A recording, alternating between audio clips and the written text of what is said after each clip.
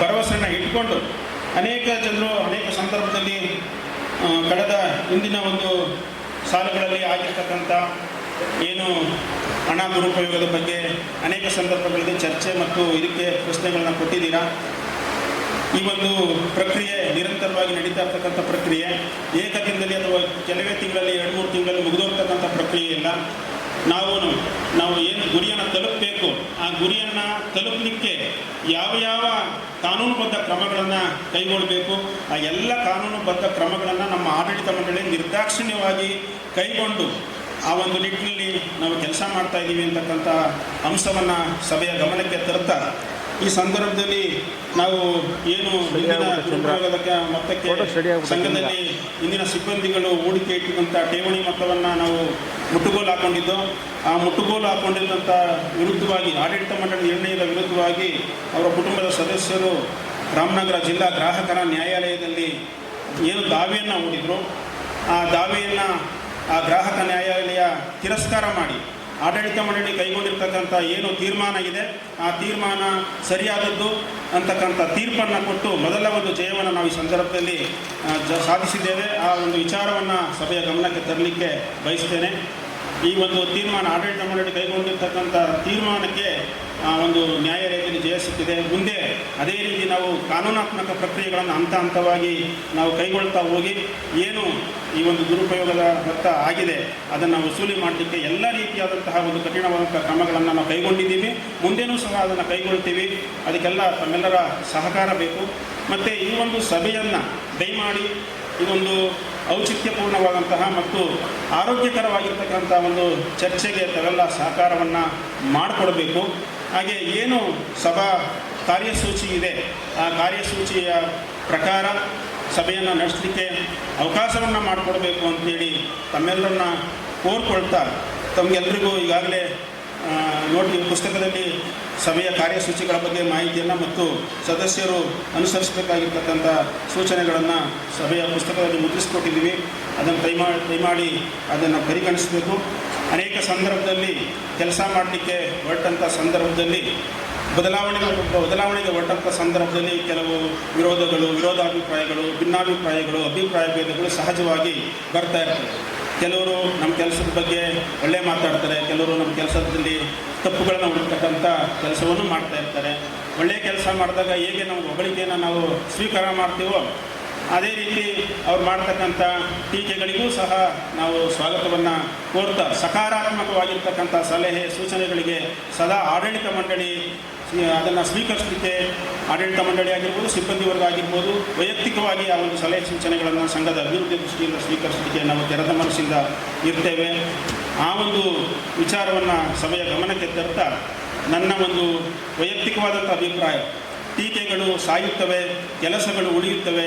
ಟೀಕೆಗಳಿಗೆ ತಲೆ ಕೊಡದೆ ಕೆಲಸಗಳ ಕಡೆ ನಾವೆಲ್ಲ ಗಮನ ಹರಿಸೋಣ. ಅದಕ್ಕೆ ತಮ್ಮೆಲ್ಲರ ಸಹಕಾರ ಬೇಕು ಅಂತೇಳಿ ಸಂಘದ ಸರ್ವಾಂಗೀಣ ಅಭಿವೃದ್ಧಿಗೆ ಮತ್ತಷ್ಟು ಅಭಿವೃದ್ಧಿಯತ್ತ ಈ ಸಂಸ್ಥೆಯನ್ನು ಕೊಂಡೊಯ್ಯಲಿಕ್ಕೆ ತಮ್ಮೆಲ್ಲರ ಸಹಕಾರವನ್ನು ಆಡಳಿತ ಮಂಡಳಿ ಪರವಾಗಿ ಕೋರ್ತಾ ಈ ಸಭೆಯ ಯಶಸ್ಸಿಗೆ ಸಹಕಾರವನ್ನು ಕೊಡಬೇಕು ಅಂತೇಳಿ ಸಭೆಯ ಕಾರ್ಯಸೂಚಿಯ ಪ್ರಕಾರ ಸಭೆಯನ್ನು ನಡೆಸಲಿಕ್ಕೆ ತಾವೇನು ಪ್ರಶ್ನೆಗಳನ್ನು ತಮ್ಮ ಒಂದು ಅಭಿಪ್ರಾಯಗಳನ್ನು ಹೇಳಲಿಕ್ಕೆ ಅವಕಾಶ ಇದೆಯೋ ಅದನ್ನು ತಮ್ಮ ಸದಸ್ಯತ್ವ ಸಂಖ್ಯೆಯನ್ನು ಹೇಳಿ, ತಮ್ಮ ಹೆಸರನ್ನು ಹೇಳಿ ಸಭೆಯ ಗಮನಕ್ಕೆ ತಂದು ಆ ಒಂದು ವಿಚಾರವನ್ನು ಪ್ರಸ್ತಾಪ ಮಾಡಬೇಕು. ಮತ್ತು ಮೊದಲು ಯಾವುದೇ ಈ ಕಾರ್ಯಸೂಚಿಯ ಬಗ್ಗೆ ಚರ್ಚೆ ಮಾಡ್ತಕ್ಕಂಥ ಸಂದರ್ಭದಲ್ಲಿ ಮೊದಲು ಯಾರು ಸಂಘಕ್ಕೆ ಮನವಿಯನ್ನು ಮಾಡ್ಕೊಂಡಿದ್ದಾರೋ ಅವ್ರಿಗೆ ಆದ್ಯತೆಯನ್ನು ಕೊಟ್ಟು ನಂತರ ಉಳಿದ ಸದಸ್ಯರಿಗೆ ಆದ್ಯತೆಯನ್ನು ಕೊಡಲಾಗುತ್ತೆ. ಯಾವುದೇ ಗೊಂದಲಗಳಿಗೆ ಅವಕಾಶ ಮಾಡಿಕೊಡದೆ ದಯಮಾಡಿ ಒಬ್ಬ ಸದಸ್ಯರು ಮಾತಾಡಿದ ನಂತರ ಇನ್ನೊಬ್ಬ ಸದಸ್ಯರು ಆ ಒಂದು ವಿಚಾರವನ್ನು ಪ್ರಸ್ತಾಪ ಮಾಡಬೇಕು. ಇನ್ನೊಂದು ಮನವಿ, ಪದೇ ಒಬ್ಬರೇ ಪ್ರಸ್ತಾಪ ಮಾಡಿದಂಥ ವಿಚಾರವನ್ನು ಪುನಃ ಪ್ರಸ್ತಾಪ ಮಾಡಿ ಸಭೆಯ ಒಂದು ಸಮಯವನ್ನು ವ್ಯರ್ಥ ಮಾಡದೆ ಹೊಸ ವಿಚಾರಗಳೇನಾದರೂ ಇದ್ದರೆ ಈ ಒಂದು ಸಭೆಯಲ್ಲಿ ಪ್ರಸ್ತಾಪ ಮಾಡಬೇಕು ಅಂತೇಳಿ ನಾನು ಕೋರ್ಕೊಳ್ತಾ ನನ್ನ 2 ನುಡಿಗಳನ್ನು ಈ ಸಂದರ್ಭದಲ್ಲಿ ಆಡಲಿಕ್ಕೆ ಅವಕಾಶ ಮಾಡಿಕೊಟ್ಟಂಥ ತಮ್ಮೆಲ್ಲರಿಗೂ ಮತ್ತು ಆಡಳಿತ ಮಂಡಳಿಗೂ ಗೌರವಪೂರ್ವಕವಾದ ವಂದನೆಗಳನ್ನು ಸಲ್ಲಿಸ್ತಾ ನನ್ನ ಪ್ರಾಸ್ತಾವಿಕ ನುಡಿಯನ್ನು ಮುಗಿಸ್ತೀನಿ. ಜೈ ಹಿಂದ್, ಜೈ ಕರ್ನಾಟಕ.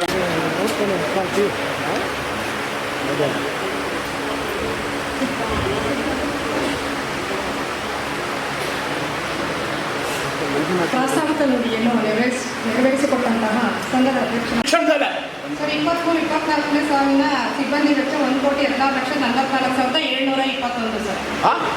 1,16,44,721 ಯಾರಿಗೆ? ಸಿಬ್ಬಂದಿ ವೆಚ್ಚ.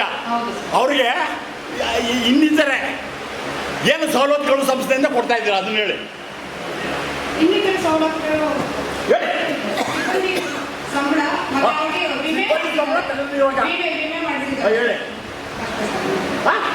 ಸಾಲಗಳ ಮೇಲಿನ ಬಡ್ಡಿ ದರ 8% ನಿಗದಿಗೊಳಿಸಿದ್ದಾರೆ. ಲಾಸ್ಟ್ ಆಡಳಿತ ಯಾಕೆ ನಿಮ್ಗೆ ಕಣ್ಣ ಸಾಧ್ಬೇಕು ಈ ಸಭೆನೇ ಕೇಳ್ತಾ ಇರೋದು. ಇದು ನಾನು ವಿರೋಧ ಸದಸ್ಯಲ್ಲ ಕೇಳ್ಕೊಂಡು ಸದಸ್ಯರು ಹಾಗೆ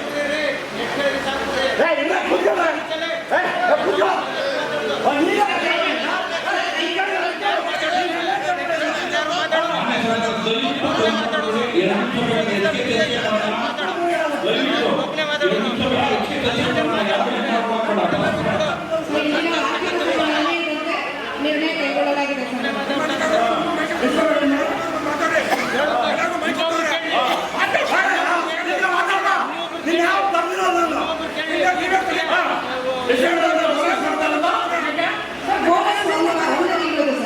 ಬೋನಸ್ ಒಂದು ತಿಂಗಳದು ಸರ್.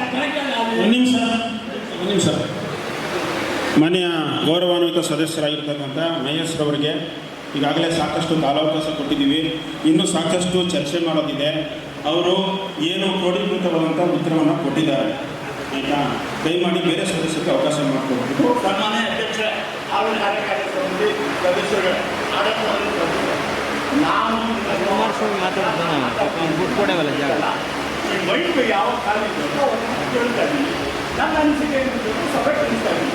ಇದರಲ್ಲಿ ವೇದಿಕೆಗೆ ಕೂತಿರೋರು ಅಲ್ಲೇ ಅಥವಾ ಅವ್ರ ಬೆಂಬಲಿಗರಿಗೆ ನೋವಾಗಿ ನಾನೇ ಮಾತಾಡ್ತಾ ಇದ್ದೀನಿ. ನೋವನ್ನು ಮಾತಾಡಬೇಕು ಕೊಡ್ತೀನಿ ಬಿಡಿ ಸ್ವಾಮಿ. ಒಂದು ಮಾತಾಡಿ ನೀವೇ ಮಾತಾಡಿ. ಕುಮಾರಸ್ವಾಮಿ ಮಾತಾಡಿ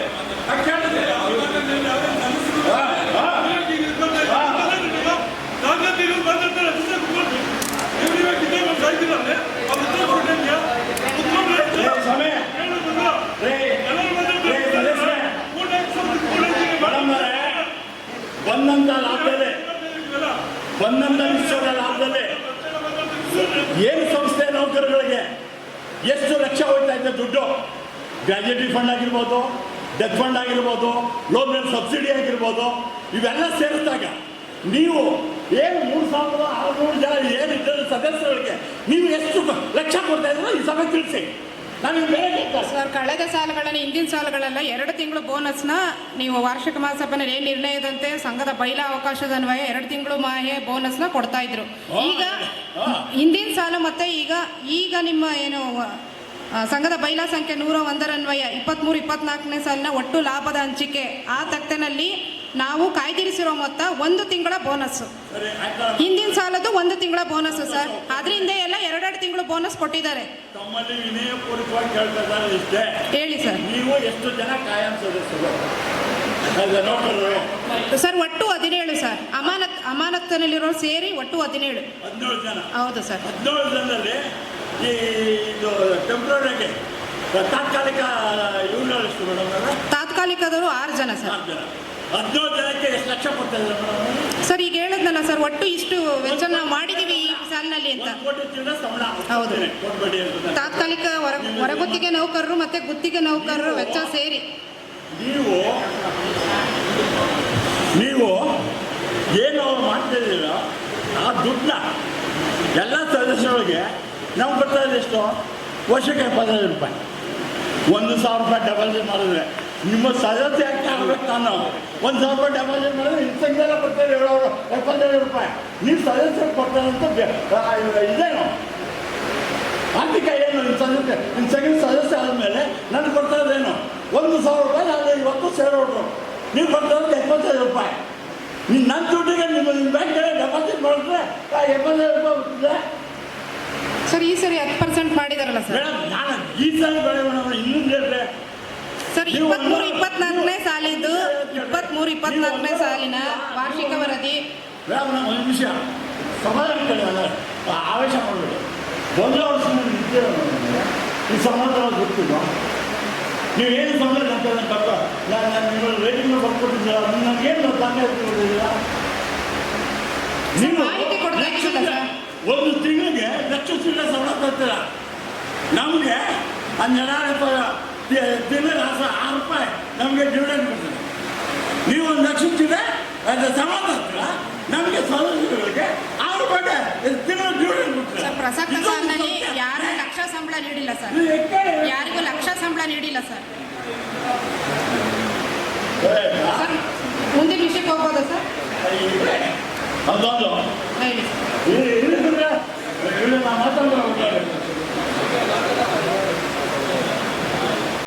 ಬೇರೆ ನಂಬರ್ 29 ಐಟಮ್ 5 ಇಲ್ಲ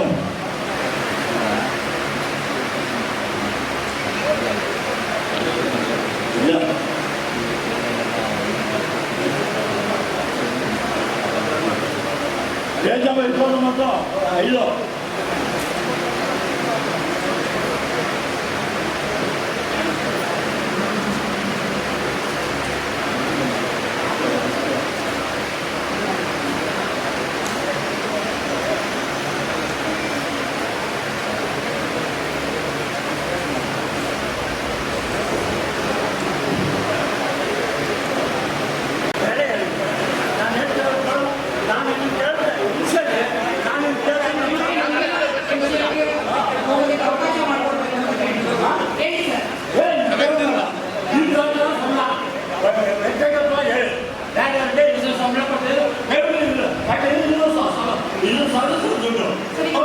ಮಾಹಿತಿ ಕೊಟ್ಟಿದ್ದೀನಲ್ಲ ಸರ್. 2024ನೇ ಸಾಲಿನಲ್ಲಿ ಏನು ವೆಚ್ಚ ಮಾಡಿದ್ದೀವಿ, ಸಿಬ್ಬಂದಿಯವ್ರಿಗೆ, ಕಾಯಂ ಸಿಬ್ಬಂದಿಯವ್ರಿಗೆ, ಹೊರಗುತ್ತಿಗೆ ನೌಕರರಿಗೆ ಏನು ವೆಚ್ಚ ಮಾಡಿದ್ದೀವಿ ಅದನ್ನ ಹೇಳಿದ್ದೀನಲ್ಲ ಸರ್.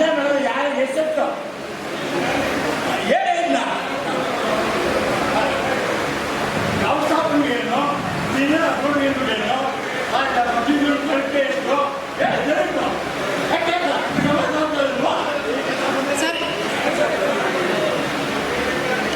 ನಮ್ಮ ಸಂಸ್ಥೆಯ ಸಿಬ್ಬಂದಿ ಯಾರ್ಯಾರು ಎಷ್ಟೆಷ್ಟು ವೆಚ್ಚ ಇಸ್ಕೊತಾ ಇದ್ದಾರೆ, ಯಾರ್ಯಾರು ಎಷ್ಟೆಷ್ಟು ಸಂಬಳ ಬರ್ತಾರೆ ಅಂತ ಕೇಳ್ತಾ ಇದ್ದಾರೆ. ಅದನ್ನು ಸರ್ವ ಸದಸ್ಯರ ಸಭೆಗೆ ತಿಳಿಸಿ ಅಂತ ಕೇಳ್ತಾ ಇದ್ದಾರೆ. ಸರ್, ಜಮಾ ಖರ್ಚಿನಲ್ಲಿರೋ ಕ್ರೋಢೀಕೃತ ಮಾಹಿತಿ ಬಗ್ಗೆ ನಾನು ಮಾಹಿತಿ ಮೇಡಮ್ ಇವಾಗ ನಡೀತಾ ಇರೋ ವಿಚಾರದಲ್ಲಿ ಹೇಳಿ, ಇವಾಗ ನಡೀತಾ ಇದೆಯಲ್ಲ ಈ ಸಮಯದಲ್ಲಿ ತಿಳಿಸಿ ಅಂತ ಕೇಳ್ತಾರೆ. ಸರ್, ಇದೆ ಸರ್, ಖಂಡಿತ ಇದೆ ಮಾಹಿತಿ. ಇಂಡಿವಿಜುವಲ್ ಆಗಿ ಮಾಹಿತಿ ಬೇಕು ಅಂತ ಅಂದರೆ ಕಚೇರಿಯಲ್ಲಿ ನೀವು ತಗೋಬೋದು ಸರ್.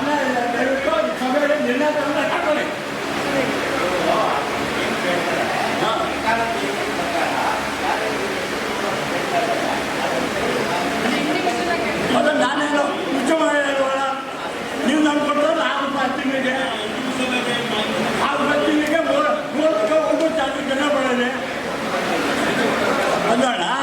ಅಲ್ಲ ಮೇಡಮ್ ಅವರೇ, ನಮಗೆ ಡಿವಿಡೆಂಡ್ ಕೊಟ್ಟದ್ದು 6 ರೂಪಾಯಿ ತೆಗೆದುಕೊಂಡು ಇಟ್ಕೊಂಡ್ರೆ ಆಯ್ತು. ಈಗ ಅಧ್ಯಕ್ಷ 2,000 ಅವ್ನು ಕೊಟ್ಟೆ ನಾನು ಮುಗಿಸ್ಬಿಟ್ಟು ಅವ್ನು ಕೇಳಬೇಕಂತ ಕೇಳ್ಬಿಡ್ತೀನಿ. ಯಾಕೆಂದರೆ ಲೀಗಲ್ ಪಾಯಿಂಟ್ ಅವ್ನು ಕೇಳ್ತೀನಿ. ಆಯ್ತು ಮೇಡಮ್ನ 30 ರೂಪಾಯಿ ಊಟ, 6 ರೂಪಾಯಿ ಡಿವಿಡೆಂಡ್ ಪ್ರತಿ ತಿಂಗಳಿಗೆ. ನೀವು ಗೊತ್ತಾ ಎಷ್ಟು ಅದನ್ನು ಕೊಡಿ. ತಪ್ಪು ಅಂತೀವಿ, ಇಲ್ಲ ಇಲ್ಲ ಸರ್, ನಿಮಗೆ ಕಾಲಕಾಲಕ್ಕೆ ಆಡಳಿತ ಮಂಡಳಿ ನಿರ್ಣಯದಂತೆ ಏನು ವಾರ್ಷಿಕವಾಗಿ ಅವ್ರು ಕೊಡ್ತಾರೆ. ಆಡಳಿತ ಮಂಡಳಿ ತೀರ್ಮಾನವಲ್ಲ, ಸರ್ವ ಸದಸ್ಯರ ತೀರ್ಮಾನವೇ ಅಂತಿಮ ತೀರ್ಮಾನ. ಸಂಘ ಸಂಸ್ಥೆಯಲ್ಲಿ ಅದು ಸರ್ವ ಸದಸ್ಯರ ಸಭೆಯಲ್ಲಿ ಏನು ತೀರ್ಮಾನ ಆಯಿತು ಅದೇ ತೀರ್ಮಾನ. ಗಮನ ಮಾಡ್ಕೊಳ್ಳಿ. ಈಗ ಸರ್ಕಾರದ ನಿಯಮಾವಳಿ ಏನಿದೆಯೋ ಆ ನಿಯಮಾವಳಿ ಪ್ರಕಾರ ಅವರಿಗೆ ಇಂದಿನಿಂದ ವೇತನ ಶ್ರೇಣಿ ಏನು ನಿಗದಿ ಮಾಡಿದಾರೋ ಆ ವೇತನ ಶ್ರೇಣಿಯನ್ನು ಮುಂದುವರ್ಸ್ಕೊಂಡು ಹೋಗ್ತಾ ಇದೆ. ಅವ್ರ ವೈಯಕ್ತಿಕ ಏನು ಮಾಹಿತಿ ಇದೆಯೋ, ಇಂಡಿವಿಜುವಲ್ ಮಾಹಿತಿ ಯಾರ್ಯಾರಿಗೆ ಎಷ್ಟೆಷ್ಟು ಹೊಂದಿದೆಯೋ ಇಲ್ಲಿ ಹೊಂದಿರೋದಿಲ್ಲ. ಅದನ್ನು ಕಚೇರಿನಲ್ಲಿ ನೀವು ಪಡ್ಕೊಳ್ಳಿ, ಅದನ್ನು ಕೊಡಿಸ್ತೀವಿ. ಒಂದು ನಿಮಿಷ ಸರ್, ಆಯಿತು, ದಯಮಾಡಿ ಮುಂದಿನ ಇದಕ್ಕೆ ಅವಕಾಶ ಮಾಡಿಕೊಡಿ. ನೋಡಿ, ಈಗ ಮ್ಯಾನೇಜರ್ ಅವ್ರು ಮಾತಾಡ್ಬೇಕಾದ್ರೆ ಮ್ಯಾನೇಜರ್ ಅವ್ರು ಮಾತಾಡಲಿ. ಅಧ್ಯಕ್ಷರು ಅವ್ರು ಬಂದಾಗ ಅಧ್ಯಕ್ಷರು ಇವತ್ತು ಉತ್ತರಿಸಿ. ದಯವಿಟ್ಟು ಅಧ್ಯಕ್ಷರು ಮ್ಯಾನೇಜರ್ ಅವ್ರು ಏನಿರ್ತಾರೆ ಅವ್ರು ಉತ್ತರ ಕೊಡ್ತಾರೆ. ನೋಡಪ್ಪ, ಈಗ ಮಹೇಶಣ್ಣ ಮಾತಾಡ್ಬೇಕಾದ್ರೆ ನೀನ್ ಯಾಕೆ ಮಾತಾಡ್ತೀಯ? ಹೇಳು, ನೀನ್ ಯಾಕಪ್ಪ ಮಾತಾಡ್ತೀಯ? ವಿಷಯ ಬಂದಾಗ ಯಾರು ಬೇಕಾದ್ರೂ ಮಾತಾಡ್ಬೋದು. ವಿಷಯ ಬಂದಾಗ ಹೌದು ಸ್ವಾಮಿ, ಮ್ಯಾನೇಜರ್ ಬಂದಾಗ ಮ್ಯಾನೇಜರ್ ಸಚಿವ್ ಆಡಳಿತ ಮಂಡಳಿ ಸದಸ್ಯರಲ್ಲ. ಮ್ಯಾನೇಜರ್ ಬಂದಾಗ ಮ್ಯಾನೇಜರ್ ಮಾತಾಡ್ಬೇಕು. ನಿಮ್ಮ ನಿರ್ದೇಶಕರು ಮತ್ತು ಅಧ್ಯಕ್ಷರು ಮಾತಾಡ ಬಂದಾಗ ನೀವು ಮಾತಾಡಿ. ಈಗ ನೀನ್ ಬೇರೆಯವರಲ್ಲ, ನಿಮ್ಮ ಅಪ್ಪ ಮಾತಾಡ್ತಾ ಇರ್ಬೇಕಾದ್ರೆ ನೀನ್ ಮಾತಾಡ್ಬೇಡ. ಅವ್ರು ಮಾತಾಡ್ಲಿ ಸರ್. ನಾನೇ ಕೇಳ್ತೀನಿ ಕೇಳೋ ಮೇಡಮ್. ನಿಮ್ಮ ವಾಕ್ಯ ಮಾಹಿತಿ ಇಲ್ಲ ಸರ್, ಅಧ್ಯಕ್ಷರ ಅನುಮತಿಯಂತೆ ವೈಯಕ್ತಿಕ ಮಾಹಿತಿ ಬೇಕು ಅಂದ್ರೆ ನೀವು ದಯಮಾಡಿ ಕಚೇರಿಗೆ ಬನ್ನಿ, ಕಚೇರಿನಲ್ಲಿ ಕೊಡ್ತೀವಿ. ಏನ್ ಕ್ರೋಢೀಕೃತ ಮಾಹಿತಿ ನಾವು ನಿಮ್ಗೆ ಉದುರಿಸ್ಕೊಟ್ಟಿದೀವಿ, ಅದ್ರ ಪ್ರಕಾರ ನಾನು ಇನ್ಫಾರ್ಮೇಶನ್ ಕೊಟ್ಟಿದ್ದೀನಿ ಸರ್. ತಮ್ಮ ಸಂಬಳ ಎಷ್ಟು ಅನಿತಾ ಹೊಸ್ಬಿಡಿ, ಯಾರಿಗೆ ನಿಮ್ಮ ವೈಯಕ್ತಿಕ ಸಂಬಳ ಎಷ್ಟು?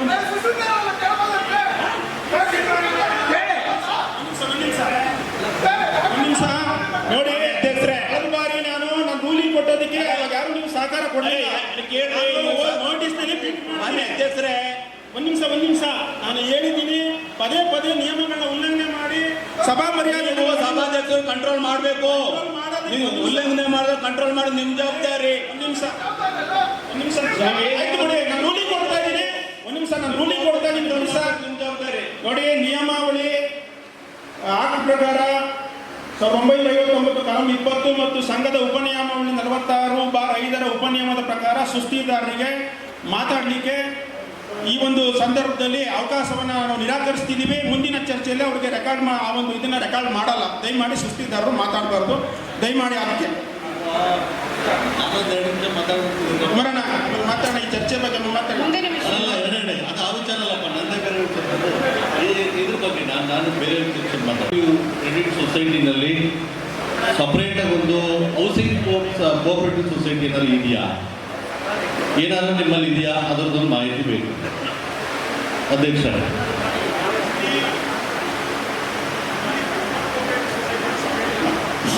ಅರ್ಬನ್ ಕೋಆಪರೇಟಿವ್ ಸೊಸೈಟಿನಲ್ಲಿ ಸಪ್ರೇಟ್ ಇದು, ಅದಕ್ಕೂ ಅರ್ಬನ್ ಗೃಹ ನಿರ್ಮಾಣ ಸಂಘಕ್ಕೂ ಯಾವುದೇ ರೀತಿಯಾದಂಥ ಸಂಬಂಧ ಇಲ್ಲ. ಅದು ಪ್ರತ್ಯೇಕವಾದಂಥ ಸೊಸೈಟಿ. ಅದನ್ನು ಆದರೆ ಹಿಂದೆ ಇದ್ದಂಥ ಸಂದರ್ಭದಲ್ಲಿ, ಹಿಂದಿನ ಪ್ರಧಾನ ವ್ಯವಸ್ಥಾಪಕರು ಇದ್ದಂಥ ಸಂದರ್ಭದಲ್ಲಿ ಇಲ್ಲಿರ್ತಕ್ಕಂಥ ನಿರ್ದೇಶಕರನ್ನ ಸೇರಿಸ್ಕೊಂಡು ಆ ಒಂದು ಇದನ್ನ ಮಾಡಿದ್ರು, ಗೃಹ ನಿರ್ಮಾಣ ಸಹಕಾರ ಸಂಘನ ಮಾಡಿದ್ರು. ಈ ವ್ಯವಹಾರಕ್ಕೂ ಅದರ ವ್ಯವಹಾರಕ್ಕೂ ಯಾವುದೇ ರೀತಿಯಾದಂಥ ವ್ಯವಹಾರಿಕ ಸಂಬಂಧ ಆಗಲಿ, ಬೇರೆ ರೀತಿಯ ಸಂಬಂಧ, ಹಣಕಾಸಿನ ಸಂಬಂಧ ಏನೂ ಇಲ್ಲ. ಆದರೆ ಆ ಒಂದು ಗೃಹ ನಿರ್ಮಾಣ ಸಹಕಾರ ಸಂಘದಲ್ಲಿ ಸಂಗ್ರಹ ಆಗ್ತಿದ್ದಂಥ ಒಂದು FD ಎಲ್ಲ ನಮ್ಮಲ್ಲಿ ಇಟ್ಟು ಅದು ಬಡ್ಡಿ ಕೊಟ್ಟಿದ್ದೀವಿ, ಅಷ್ಟೇ ಸಂಬಂಧ. ಈಗ ಬ್ಯಾಂಕಿನ ಹಣ ಯಾವುದು ಕೂಡ ಗೃಹ ನಿರ್ಮಾಣ ಇಲ್ಲ, ಒಂದು ರೂಪಾಯಿನೂ ಹೋಗಿಲ್ಲ. ಅವ್ರು ಠೇವಣಿ ಇಟ್ಟಿದ್ರು 50 ಲಕ್ಷ 60 ಲಕ್ಷ, ಅದಕ್ಕೇನು ಠೇವಣಿ ಮೇಲೆ ಬಡ್ಡಿ ಕೊಡಬೇಕು, ಆ ಬಡ್ಡಿ ಮಾತ್ರ ಪಾವತಿಸಿದೆ. ಅದನ್ನು ಬಿಟ್ಟು ಬೇರೆ ಯಾವುದೇ ರೀತಿ. ಆದರೆ ನೀವು ಅಬ್ಜೆಕ್ಷನ್ ಮಾಡ್ಬೋದಾಗಿತ್ತಲ್ಲ, ಅರ್ಬನ್ ಕೋಆಪರೇಟಿವ್ ಸೊಸೈಟಿ ಹೆಸರಿನಲ್ಲಿ ನೀವು ಅದು ಮಾಡುವಂಥ ಸರಿ ಇಲ್ಲ ಅಲ್ವಾ? ಅವರು ಅರ್ಬನ್ ಕೋಆಪರೇಟಿವ್ ಕ್ರೆಡಿಟ್ ಸೊಸೈಟಿ ಅಂತ ಮಾಡಿಲ್ಲ, ಅದು ಹೌಸಿಂಗ್ ಸೊಸೈಟಿ. ಹೌದು. ಅರ್ಬನ್ ಕೋಆಪರೇಟಿವ್ ಬಂದ್ಮೇಲೆ ನಿಮ್ಗೆ ಯಾವುದೇ ತರ ಸಂಬಂಧ ಇಲ್ಲ ಅಂದಾಗ ಅದ್ರ ಯಾಕೆ ಅಂತ ಹೇಳಿದ್ರೆ ಅದನ್ನ ಮಾಡಿರುವಂತವ್ರು ಈ ಬ್ಯಾಂಕ್ ಅನ್ಯಾಯ ಮಾಡಿ ಹೋಗಿರುವಂತವ್ರು, ಈ ಬ್ಯಾಂಕಿನ ಹಣ ದುಡ್ಡು ತಿಂದೋಗಿರುವಂತವ್ರು. ಅವರು ನಾಳೆ ದಿವಸ ಬ್ಯಾಂಕ್ ಹೆಸರಿನಲ್ಲಿ ಇನ್ನೊಂದು ರೀತಿಯಲ್ಲಿ ಫಂಡ್ ರೈಸ್ ಮಾಡಿಕೊಂಡು ಈಗಾಗಲೇ ಅದರಲ್ಲಿ ಅವ್ಯವಹಾರಗಳೆಲ್ಲ ಆಗಿದ್ದಾವೆ ಅಂತ ಹೇಳಿ ಒಂದು ಮಾಹಿತಿ ಇದೆ. ಅದಕ್ಕೆ ನಿಮ್ಮನ್ನ ಕ್ಲಿಯರ್ ಮಾಡ್ಕೊಳ್ಳಿಕ್ಕೆ ನಾನು ಕೇಳದೆ ಇದ್ದೀನಿ. ನಾನು ಸ್ಪಷ್ಟಪಡಿಸ್ತಾ ಇದ್ದೀನಿ, ಅರ್ಬನ್ ಗೃಹ ನಿರ್ಮಾಣ ಸಂಘದ ವ್ಯವಹಾರಗಳಿಗೂ ಅರ್ಬನ್ ಕ್ರೆಡಿಟ್ ಕೋಆಪರೇಟಿವ್ ಸೊಸೈಟಿಗೂ ಯಾವುದೇ ವ್ಯವಹಾರಿಕ ಸಂಬಂಧಗಳು ಇಲ್ಲ. ಸರಿ, ಮುಂದಿನ ಈಗಾಗಲೇ ಈಗ ಆಡಳಿತ ಮಂಡಳಿಯವರು ಇಲ್ಲಿಂದ ಯಾವುದೇ ರೀತಿಯಾದಂಥ ಯಾವುದೂ ಆಗಿಲ್ಲ, ಈಗ ಮುಂದೇನು ಮಾಡಬಾರ್ದು, ಅದು ಯಾವುದೇ ರೀತಿ ವ್ಯವಹಾರನ ಮಾಡಬಾರ್ದು ಅಂತ ಈ ಆಡಳಿತ ಮಂಡಳಿ ನಿರ್ಣಯ ಕೈಗೊಂಡಾಗಿದೆ. ಅದಕ್ಕೆ ಪ್ರಸ್ತುತ ಏನು ಚರ್ಚೆ ಇದೆ, ಇದು ಸದ್ಯಕ್ಕೆ ಪ್ರಸ್ತುತ ಅದನ್ನು ನಿರ್ಧಾರ ಕೈಗೊಳ್ಳಿ. ಮತ್ತೆ ಇವತ್ತು ನಿಮ್ಮ ಬ್ಯಾಂಕಿನ ಒಂದು ಸಹಕಾರ ಅಭಿವೃದ್ಧಿ ಇಲಾಖೆಗೆ ಒಂದು ಕಚೇರಿ ಕೊಟ್ಟಿದ್ದೀರಿ ನೀವು ಕೆಳಗಡೆ. ಅದ್ರದ್ದೆಲ್ಲೂ ಕೂಡ ಅದ್ರ ಬರ್ತಕ್ಕಂಥ ಬಾಡಿಗೆ ವಹಿವಾಟದೆಲ್ಲೂ ಕೂಡ ಇಲ್ಲೆಲ್ಲೂ ಮುದ್ರಣ ಮಾಡಲಿಲ್ಲ. ಯಾಕೆ ಅಂತ ಗೊತ್ತಿಲ್ಲ. ಸೂಕ್ತವಾಗಿದೆ, ಆದರೆ ಇದೊಂದು ತಥ್ಯ ಮುಗಿದ್ಬಿಟ್ಟು ಮುಂದೆ ನೀವು ಕೇಳಿರೋದಕ್ಕೆ ಅಧ್ಯಕ್ಷರು ಸಂದೇಶ ಕೊಡ್ತಾರೆ. ದಯವಿಟ್ಟು ಇದು ಒಳ್ಳೆ ಉತ್ತಮವಾದ ಪ್ರಶ್ನೆ ಕೇಳಿದ್ದೀರಿ. ಆದರೆ ಈ ಉತ್ತಮ ಒಳ್ಳೆ ಸಲಹೆ ನಾನು ಕೇಳ್ತಾ ಇರೋದು ಗೊತ್ತಾ, ಸುಮಾರು 15-14 ವರ್ಷದಿಂದನೂ ಕೂಡ ಪುಕ್ಸಟೆಯಾಗಿ ಅವ್ರಿಗೆ ಕಚೇರಿ ಕೊಟ್ಕೊಂಡು ಬರ್ತಾ ಇರೋದ್ರಿಂದ ನಾನು ಕೇಳ್ತೀನಿ, ಮೇ ಬಿ ನೀವು ಏನೋ ಬ್ಯಾಂಕಲ್ಲಿ ಅವ್ಯವಹಾರಗಳು ನಡೆದಿದ್ದಾವಲ್ಲ, ಅದಕ್ಕೆ ಅವ್ರ ಸಹಕಾರನೂ ಕೂಡ ಇತ್ತು ಅಂತಂತೇಳಿ ಗ್ರಾಹಕರಲ್ಲಿ, ನಮ್ಮ ಷೇರುದಾರರಲ್ಲಿ ಕೆಲವರು ಮಾಹಿತಿ ಬಂದಿದೆ. ಆ ಕಾರಣಕ್ಕೆ ಹೇಳ್ತಿದ್ದೀನಿ, ಯಾವ ದಾಕ್ಷಣೆಗೆ ನಮಗೆ ಡಿವಿಡೆಂಡ್ ಕೊಡಬೇಕಾಗಿರೋ ದುಡ್ಡು, ಆದ್ರಿಂದ ಒಂದಷ್ಟು ಬಾಡಿಗೆನಾದ್ರೂ ತಗೋಬೋದಾಗಿತ್ತು. ನೀವು ಯಾಕೆ ಉಚಿತವಾಗಿ ಕೊಟ್ಟಿದ್ದೀರಿ? ನಾನು ಅದ್ರ ಬದಲು ಒಂದ್ಸಲ ಅಧ್ಯಕ್ಷರ ಅದ್ರ ಬದಲು ಇಮ್ಮಿಡಿಯೇಟ್ ಅದನ್ನ ತೆರವು ಮಾಡಿಸಿ ಸೀನಿಯರ್ ಸಿಟಿಸನ್ಗೆ ಮೇಲ್ಕತ್ತಕ್ಕಾಗೋದಿಲ್ಲ ನೋಡಿ, ಈ ಥರ ಸೀನಿಯರ್ ಸಿಟಿಸನ್ ಮೇಲ್ಕತ್ತಕ್ಕಾಗೋದಿಲ್ಲ ಅಂಥವ್ರಿಗೆ ಅಲ್ಲಿ ನಿಮ್ದೊಂದು ಸಂಪರ್ಕದ ಅಧಿಕಾರಿಗಳನ್ನು ನೇಮಕ ಮಾಡಿ, ಬ್ಯಾಂಕಿನ ಸಂಪರ್ಕ ಅಧಿಕಾರಿ ನೇಮಕ ಮಾಡಿ, ಅವ್ರಿಗೇನಾದರೂ ಒಂದು ಚೆಕ್ಕಿಂದ ಡ್ರಾ ಮಾಡ್ಕೊ ಬರಬೇಕು ಅಥವಾ ಏನೋ ಪಾಸ್ಬುಕ್ ಎಂಟ್ರಿ ಮಾಡಬೇಕು, ಈ ಥರದನ್ನ ವ್ಯವಸ್ಥೆನ ಕೂತ್ಕೊಂಡು ಅಲ್ಲಿ ಮಾಡಲಿಕ್ಕೆ ಅವಕಾಶ ಮಾಡಿಕೊಡಿ. ಯಾವುದೋ ಒಂದು ಇಲಾಖೆಗೆ ಉಚಿತವಾಗಿ 13-14 ವರ್ಷದಿಂದ ಕೊಡುವಂಥದ್ದು ನಮ್ಮ ದುಡ್ಡನ್ನ ಯಾಕೆ ನೀವು ಅವ್ರಿಗೆ ಕೊಡ್ತೀರಿ?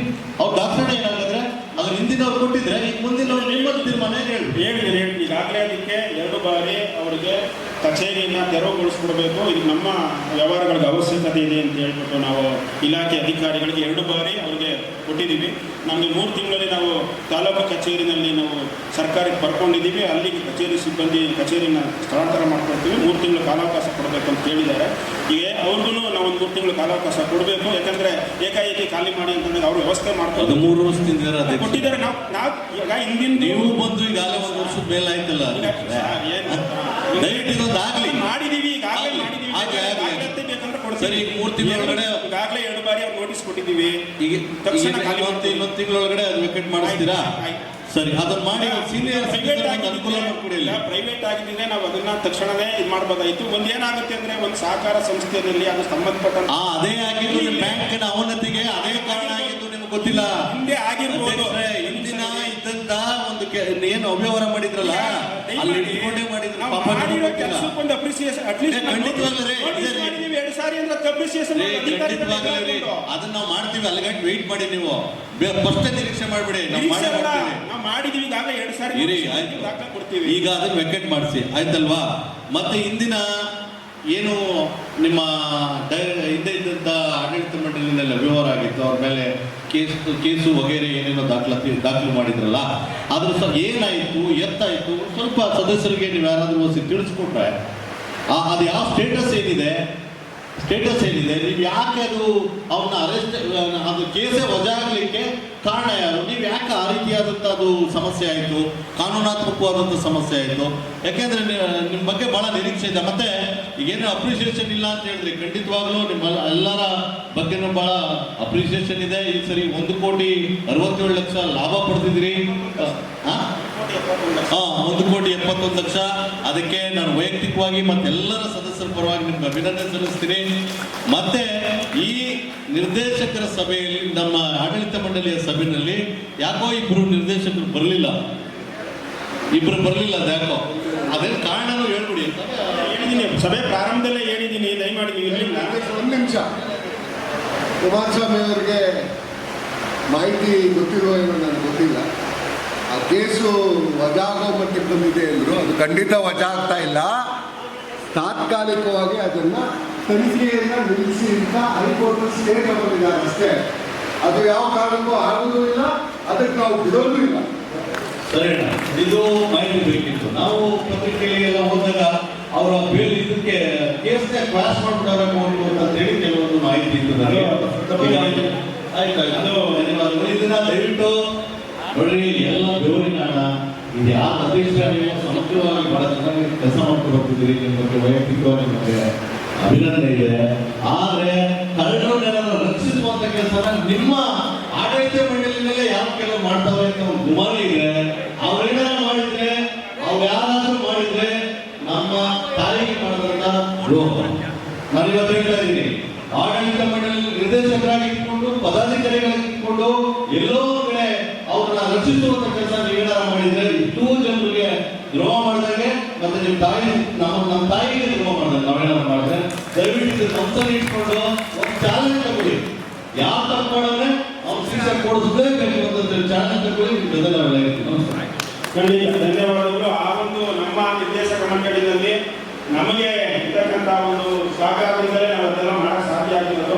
ದಯಮಾಡಿ ಅದರಲ್ಲಿ ಏನು ಮಾತಿಲ್ಲ. ನಿಮ್ಮ ನಿರೀಕ್ಷೆಯಿಂದ ಆ ಮಟ್ಟಿಗೆ ನಾವು ಅದನ್ನ ತಲುಪಲಿಕ್ಕೆ ಮತ್ತೆ ಯಾರು ಖಂಡಿತ ರಾಜಿನೂ ಇಲ್ಲ. ಈ ಒಂದು ಇದರಲ್ಲಿ ನಾವು ಯಾವುದೇ ಒಂದು ಒತ್ತಡಕ್ಕೆ ಮಣಿಯುವಂತ ಇದೇ ಇಲ್ಲ, ಚಾನ್ಸೇ ಇಲ್ಲ. ಏನು ದುರುಪಯೋಗ ಆಗಿದೆ, ದುರುಪಯೋಗದ ಮೊತ್ತ, ಹಿಂದಿನ ದುರುಪಯೋಗದ ಮೊತ್ತ, ಅದೆಲ್ಲವನ್ನ ಏನು ಸಮಗ್ರವಾಗಿ ತನಿಖೆ ಮಾಡಿಸಿ ಅದನ್ನು ವಸೂಲಿ ಮಾಡಬೇಕು, ಅದೆಲ್ಲ ನೀವು ಸಹಕಾರ ಬೇಕಾಗುತ್ತೆ.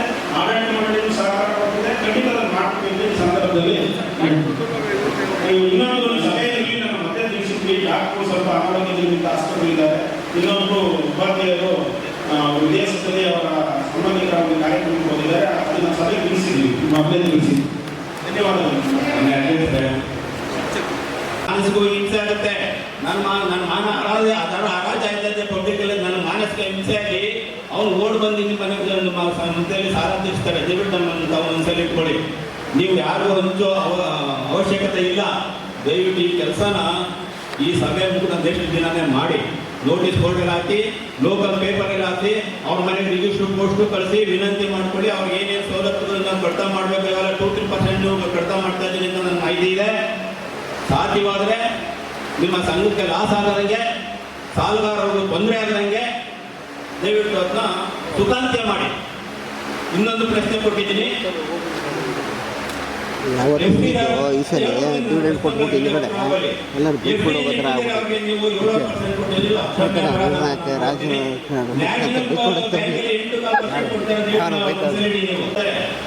ಜೀವನ ಸುಖವಾಗಿ ನಡೀಬೇಕು ಅಂದ್ರೆ ಅವರಿಗೆ ನಿಮ್ಮ ಹತ್ರ ಉದಾರವಾಗಿ ನಿಮ್ಮ ನಂಬಿಕೆ ಇಟ್ಟು ನಿಮ್ಮ ಹತ್ರ ಬಂದು ಎಫ್ಡಿ ಮಾಡ್ತಾರೋ ಅವ್ರ ಜೀವನ ಚೆನ್ನಾಗಿ ಸಾಗಬೇಕು ಅಂದ್ರೆ ನಿಮ್ಮ ಸಹಕಾರನೂ ಅವ್ರಿಗೆ ಬೇಕು.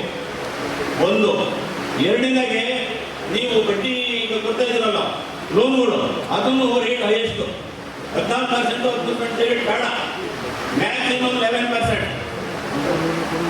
ದಯವಿಟ್ಟು ಅದನ್ನು ಮನಸ್ಸಲ್ಲಿ ಇಟ್ಕೊಳ್ಳಿ. ಯಾರಿಗೆ ನೀವು ಮಾಡ್ತಾ 11% ಮಾಡ್ತಾ ಇದ್ದೀರಿ, ಇವಾಗ ಹೊಸದನ್ನು ಬಂದಿದೆ 2% ಡಿಸ್ಕೌಂಟ್ ಕೊಡ್ತಾ ಇದ್ದೀರಾ. ಯಾರು ಪ್ರಾಂಪ್ಟ್ ಪೇಮೆಂಟ್ ಮಾಡ್ತಾ ಇದ್ದಾರೆ ಅವ್ರ ರೆಗ್ಯುಲರ್ ಕೊಟ್ಕೋಬರ್ತಾ ಇದ್ದೀರಾ.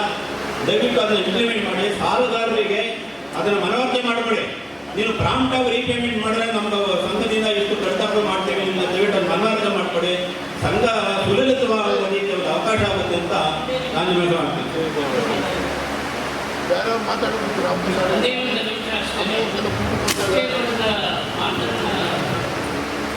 ಬಂದಂಥ ಸಂದರ್ಭದಲ್ಲಿ ನಾವು ಹೇಳ್ತಕ್ಕಂಥದ್ದು ಏನಂತೂ ಬಡ್ಡಿ ಬರುತ್ತೆ ಅಂತಕ್ಕಂಥ ಭಾವನೆ ಇಟ್ಕೊಂಡಿದ್ದಾರೆ. ಅವ್ರು ಹೇಳಿದ ಪ್ರಕಾರ 8 ಸಮಥಿಂಗ್ ಬೇರೆ ಬ್ಯಾಂಕಲ್ಲಿ ಕೊಡಬೇಕಾದ್ರೆ ನಮ್ಮ ಬ್ಯಾಂಕಲ್ಲಿ ಒಂದು ಜಾಸ್ತಿ ಮಾಡಬೇಕಾದ ಒಂದು ಅನಿವಾರ್ಯತೆ ಇದೆ ಅಂತಕ್ಕಂಥ ಈ ಸಂದರ್ಭದಲ್ಲಿ ನಾನು ಮತ್ತೆ ನಿಮ್ಮಲ್ಲಿ ಕಳಕಳಿಯಿಂದ ಮಾಡ್ಕೊಳ್ತಾ ಇದ್ದೀನಿ. ದಯವಿಟ್ಟು ಆ ರಿಟೈರ್ಡ್ ಅಂತ ಪರ್ಸನ್ಸ್ಗೆ ಒಂದು ಒಳ್ಳೆಯದಾಗುತ್ತೆ ಅಂತಕ್ಕಂಥ ಒಂದು ಮನೋಭಾವನೆ ಇಟ್ಕೊಂಡು ತಾವು ಮಾಡಬೇಕು. ಆ ಸೃಷ್ಟಿಗಾರರಿಗೆ ಮತ್ತು ಏನು ಸುಮಾರು ಜನ ಎಕ್ಸ್ಪ್ರೆಸ್ ಮಾಡಿದ್ದಾರೆ ಅವರಿಗೆ ಮತ್ತೆ ನಿಮ್ಮಲ್ಲಿ ನಾವು ಕಳಕಳಿಗೆ ಮನವಿ, ಏನು ಸೀರಿಯಸ್ ಆಕ್ಷನ್ ತಗೊಳ್ತಾ ಇದ್ದಾರೆ. ಇನ್ನೊಂದು ನಮ್ಮ ಸೊಸೈಟಿ ಏನಂತ ಕರ್ನಾಟಕದಲ್ಲಿ ಇದೆಯೋ ಅವರು ಕಠಿಣವಾದ ಕ್ರಮವನ್ನು ತೆಗೆದುಕೊಂಡಿದ್ದಾರೆ ಅಂತ ನಮ್ಮ ಗಮನಕ್ಕೆ ಬಂದಿದೆ. ಏನು ಈಗಿನ ಹಾಲಿ ಸದಸ್ಯರು ಏನಿದ್ದಾರೋ ಬೇರೆ ಬ್ಯಾಂಕಿನಲ್ಲಿ ಸೊಸೈಟಿಯಲ್ಲಿ ಅವರು ತಾವೇ ಖುದ್ದಾಗಿ ಏನು ಸುದ್ದಿಗಾರರು ಅವರ ಮನೆಗೆ ಹೋಗಿ ಒಂದು ಕಠಿಣವಾದ ಭಾಷೆಯನ್ನು ಉಪಯೋಗಿಸಿ ಇವತ್ತು 75-80% ಆ ಸುದ್ದಿಗಾರರು ಬಂದು ಅದನ್ನು ಕಟ್ಟಿದ್ದಾರೆ ಅಂತ ನಮ್ಮ ಗಮನಕ್ಕೆ ಬಂದಿದೆ. ಅಂತಹ ಕಠಿಣ ಸಂದರ್ಭ ಬಂದಲ್ಲಿ ನೀವು ಕಠಿಣವಾದ ಕಾನೂನಿನ ರೀತಿಯಲ್ಲಿ ನೀವು ಕ್ರಮ ಜರುಗಿಸಬೇಕು. ಅದರಲ್ಲಿ ನಮ್ಮ ಸಹಕಾರ ಇದೆ ಅಂತಕ್ಕಂಥದ್ದು ಮತ್ತೊಂದು ಸಾಕು ನೀವು ಹೇಳಿ ನನ್ನ ಮಾತನ್ನು ಮುಗಿಸ್ತೀನಿ. ದಯವಿಟ್ಟು ಅವಕಾಶ ಕೊಡಿ. ಒಬ್ಬೊಬ್ಬರು ಬಗ್ಗೆ ಮಾತಾಡ್ತಾರೆ. ಮಾತಾಡ್ತೀನಿ.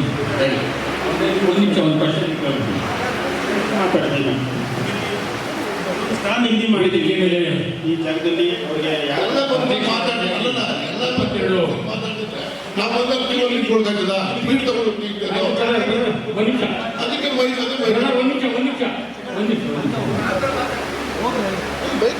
ವೇದಿಕೆ ಮೇಲೆ ಉಪಸ್ಥಿತರು ಎಲ್ಲ ಗಣ್ಯಮಾನ್ಯ ಆಡಳಿತ ಮಂಡಳಿಯ ಸದಸ್ಯರೇ, ಸಂಸ್ಥೆ 22-23ನೇ ಸಾಲಿನಲ್ಲಿ ಬಹಳಷ್ಟು ಅವನತಿಯ ಅಂಚಿನಲ್ಲಿ ಅಂತಹ ಸಂದರ್ಭದಲ್ಲಿ 23-24ನೇ ಸಾಲಿನ ಏನು ಆಡಳಿತ ಮಂಡಳಿ ಬಂತು, ಅದರ ಆಡಳಿತ ಮಂಡಳಿಯಿಂದ ಬಹಳಷ್ಟು ಸುಧಾರಣೆ ಆಗಿರುವುದಂತೂ ನಿಜವಾಗಿಯೂ ಒಂದು ಅಭಿಮಾನದ ಉತ್ಪ್ರೇಕ್ಷೆಯ ಮಾತಾಗಿದೆ. ಯಾಕೆಂದರೆ ಲಾಭಾಂಶದಲ್ಲಿ 150% ಲಾಭಾಂಶವನ್ನು ಸಂಸ್ಥೆ ಅಂತ ಪರಿಸ್ಥಿತಿಯಲ್ಲಿ ಇದ್ದು ಈ ಸಾಲಿನಲ್ಲಿ ತಂದಿದ್ದೀರಿ. ಹಾಗಾಗಿ ನಿಮಗೆ ಎಲ್ಲ ಸರ್ವ ಸದಸ್ಯರ ಪರವಾಗಿ ನಿಮಗೆ ಒಂದು ಅಭಿನಂದನೆಯನ್ನು ಸಲ್ಲಿಸ್ತಾ, ಇಷ್ಟಿದ್ರೂ ಕೂಡ ಎಲ್ಲ ಆಡಳಿತ ಮಂಡಳಿಯ ಸದಸ್ಯರಲ್ಲಿ ಒಮ್ಮತವಿಲ್ಲ ಎಂಬುದಕ್ಕೆ ಒಂದು ಎಕ್ಸಾಂಪಲ್ ಏನಪ್ಪ ಅಂದರೆ, ಆಡಿಟ್ ವರದಿಯನ್ನು ನಾವು ನೋಡಿದೆ. ಅದು ನೋಡಿ ಬಹಳ ಆಶ್ಚರ್ಯಕರವಾಗಿದೆ. ಅದರಲ್ಲಿ 5 ಜನ ಸಹಿ ಹಾಕಿಲ್ಲ, ಜೊತೆಗೆ ಒಬ್ಬರು ಶ್ರೀಮತಿ ಮಂಜುಳಾ ಅವರು ಸೈನ್ ಹಾಕಿ ಹೊಡೆದಾಕಿದ್ದಾರೆ.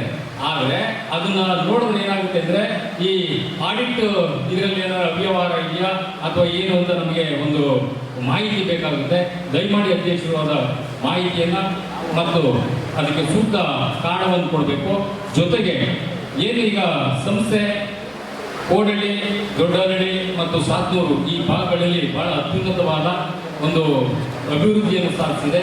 ಅದಕ್ಕೆ ಒಂದು ಸಾಗಿಗಳನ್ನು ತೆರೀಲಿಕ್ಕೆ ಒಂದು ಅನುಕೂಲ ಮಾಡಿಕೊಡ್ಬೇಕು. ಏನು ಇವತ್ತು ನಮ್ಮ ಸದಸ್ಯರು 3,000 ಚಿಲ್ಲರೆ ಇದ್ದಾರೋ, ಯಾರು ಸಂಸ್ಥೆಯಲ್ಲಿ ವಹಿವಾಟನ್ನು ಸ್ಟಾರ್ಟಿಂಗ್ ಅವರು ಏನು ಸದಸ್ಯರಾಗಿದ್ದವರು ಇದುವರೆಗೂ ವಹಿವಾಟನ್ನು ಮಾಡದೇ ಇದ್ದರೆ ದಯಮಾಡಿ ಅಂಥವ್ರನ್ನ ಇಟ್ಕೊಂಡು ವಹಿವಾಟು ಮಾಡಿರೋನು ಜೊತೆನಲ್ಲಿ ಇಟ್ಕೊಂಡು ಹೋದರೆ ಭಾಳಷ್ಟು ಕಷ್ಟ ಆಗುತ್ತೆ. ವಹಿವಾಟು ಮಾಡದಿರೋರಿಗೆ ಒಂದಷ್ಟು ಸಮಸ್ಯೆ ಆಗಬೇಕಿದೆ. ಏಕೆಂದರೆ ವಹಿವಾಟು ಮಾಡಿದ ಸುಮ್ಮನೆ ಸದಸ್ಯರಾಗಿ ಉಳ್ಕೊಂಡು ಏನು ಪ್ರಯೋಜನ ಇಲ್ಲ. ವಹಿವಾಟು ಮಾಡೋರಿಗೂ ಮತ್ತು ಮಾಡದಿರೋರಿಗೂ ವ್ಯತ್ಯಾಸ ಇದೆ. ಹಾಗಾಗಿ ವಹಿವಾಟು ಮಾಡದಿರೋರನ್ನ ಬಿಟ್ಟು ವಹಿವಾಟು ಮಾಡುವಂಥವ್ರಿಗೆ ಏನಾದರೂ ಹೆಚ್ಚಿನ ಸಹಕಾರವನ್ನು ನಿಮ್ಮ ಸಂಸ್ಥೆಯಿಂದ ನೀಡಿದರೆ ಸಂಸ್ಥೆ ಮುಂದುವರಿಲಿಕ್ಕೆ ಒಂದು ಅನುಕೂಲ ಆಗುತ್ತೆ. ಹಾಗೆ ಶೈಕ್ಷಣಿಕ ಸಾಲ ಈಗ ಎಲ್ಲ ಬ್ಯಾಂಕ್ಗಳಲ್ಲೂ ಕೂಡ ಶೈಕ್ಷಣಿಕ ಸಾಲವನ್ನು ನೀಡ್ತಾ ಇದ್ದಾರೆ. ನಿಮ್ಮ ಸಂಸ್ಥೆಯಲ್ಲೂ ಕೂಡ ಶೈಕ್ಷಣಿಕ ಸಾಲವನ್ನು ನೀಡಿದರೆ ನಿಮ್ಮ ಸದಸ್ಯರು ಯಾರು ಶ್ರೀಮಂತರೇ, ಕೋಟ್ಯಾಧಿಪತಿಗಳು ಯಾರು ಇಲ್ಲ, ಅವರಿಗೊಂದು ಅನುಕೂಲ ಆಗುತ್ತೆ ಅಂತ ಹೇಳ್ತಾ ನನ್ನ ಮಾತನ್ನು ಮುಗಿಸ್ತೀನಿ. ದಯಮಾಡಿ ಅಧ್ಯಕ್ಷರು ಇದಕ್ಕೆ ಸ್ಪಷ್ಟನೆಯನ್ನು ಕೊಡಬೇಕು. ಏಕೆಂದರೆ ಆಡಿಟ್ ವರದಿಗೆ ಯಾಕೆ ಸೈನ್ ಹಾಕಿಲ್ಲ ಅವರು ಅಂತ.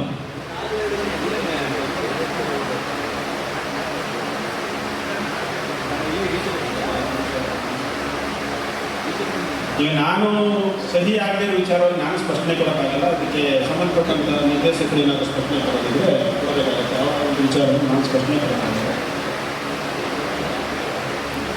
ಆನಂತರ ಅದು ವಿಚಾರವಾಗಿ ಇದು ಮಾಡೋಣ. ನೀವು ಇನ್ನೊಂದು ಕೋಡಿಹಳ್ಳಿ ಮತ್ತು ಸಾತ್ನೂರಲ್ಲಿ ಏನಾದರೂ ಒಂದು ಬ್ರಾಂಚ್ ಮಾಡೋದಕ್ಕೆ ಅಂತ ಹೇಳಿದ್ದೀರ. ಅದಕ್ಕೆ ಸಾಕಷ್ಟು ಪ್ರಕ್ರಿಯೆಗಳಿದ್ದಾವೆ. ನಮ್ಮ ಸಂಸ್ಥೆಯ ಮೇಲೆ ಈಗ ಸ್ವಲ್ಪ ಕೆಲಸದ ಒತ್ತಡ ಇದೆ. ನಮಗೂ ಕೋಡಹಳ್ಳಿ ಮತ್ತು ದೊಡ್ಡಹಳ್ಳಿ ಮತ್ತು ಸಾತ್ನೂರಿನಲ್ಲಿ ಬ್ರಾಂಚ್ ಮಾಡೋದಕ್ಕೆ ಹೆಚ್ಚಿನ ಒಂದು ಒತ್ತಡ ಬರ್ತಾ ಇದೆ. ಅದಕ್ಕೆ ಕಾನೂನು ಪ್ರಕ್ರಿಯೆಗಳನ್ನು ಕೈಗೊಂಡು ಅದನ್ನು ಇಂಪ್ಲಿಮೆಂಟ್ ಮಾಡಲಿಕ್ಕೆ ನಾವು ಖಂಡಿತ ಆಡಳಿತ ಮಾಡಿದ್ದೀನಿ, ತೀರ್ಮಾನ ಕೊಟ್ಟಿದ್ದು. ಇನ್ನೊಂದು ಶೈಕ್ಷಣಿಕ ಸಾಲದ ಬಗ್ಗೆ ಕೇಳಿದ್ದೀರ. ಆ ಶೈಕ್ಷಣಿಕ ಸಾಲವನ್ನು ಯಾವ ರೀತಿ ಕೊಡಬೇಕು, ಅದರ ಸಾಧಕ ಬಾಧಕಗಳು ಮತ್ತು ಅದಕ್ಕೇನು ಭದ್ರತೆ ಅವೆಲ್ಲವನ್ನು ಪರಿಶೀಲನೆ ಮಾಡಿ ಇತರೆ ಸಂಸ್ಥೆಗಳಲ್ಲಿ ಏನು ಕ್ರಮ ತಗೊಂಡಿದ್ದಾರೆ ಅದನ್ನೆಲ್ಲ ಅಧ್ಯಯನ ಮಾಡಿ ಅದನ್ನು ಇಂಪ್ಲಿಮೆಂಟ್ ಮಾಡಲಿಕ್ಕೆ ಸದಸ್ಯರ ಮಕ್ಕಳಿಗೆ ಅದನ್ನು ಕೊಟ್ಟಿರ್ತಕ್ಕಂಥ ರೀತಿಯಲ್ಲಿ ಎಷ್ಟು ಸಾಧ್ಯವೋ ಸದಸ್ಯರಿಗೆ ಅನುಕೂಲಕರವಾದಂಥ ಒಂದು ಸೌಲಭ್ಯಗಳನ್ನು ಕೊಡಲಿಕ್ಕೆ ಖಂಡಿತ ಆಡಳಿತ ಮಂಡಳಿ ಪ್ರಯತ್ನ ಮಾಡೋದು. ಆ ಭರವಸೆಯನ್ನು ಈ ಸಂದರ್ಭದ ಆಡಳಿತ ಮಂಡಳಿ ಪರವಾಗಿ ಕೊಡ್ತೀವಿ.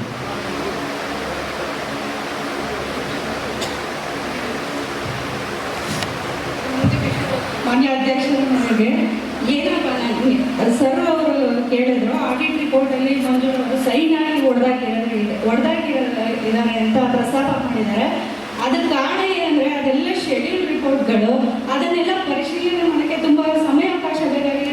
ನಾನದು ಪೂರ್ಣವಾಗಿ ಪರಿಶೀಲನೆ ಮಾಡಿದ್ದಲೇ ಇರೋ ಕಾರಣ ನಾನು ಸೈನನ್ನು ಹೊಡೆದಾಕಿದ್ದೀನಿ ಅಂತ ಈ ಸಮಯದಲ್ಲಿ ಸ್ಪಷ್ಟೀಕರಣ ನೀಡ್ತಾ ಇದ್ದೀನಿ.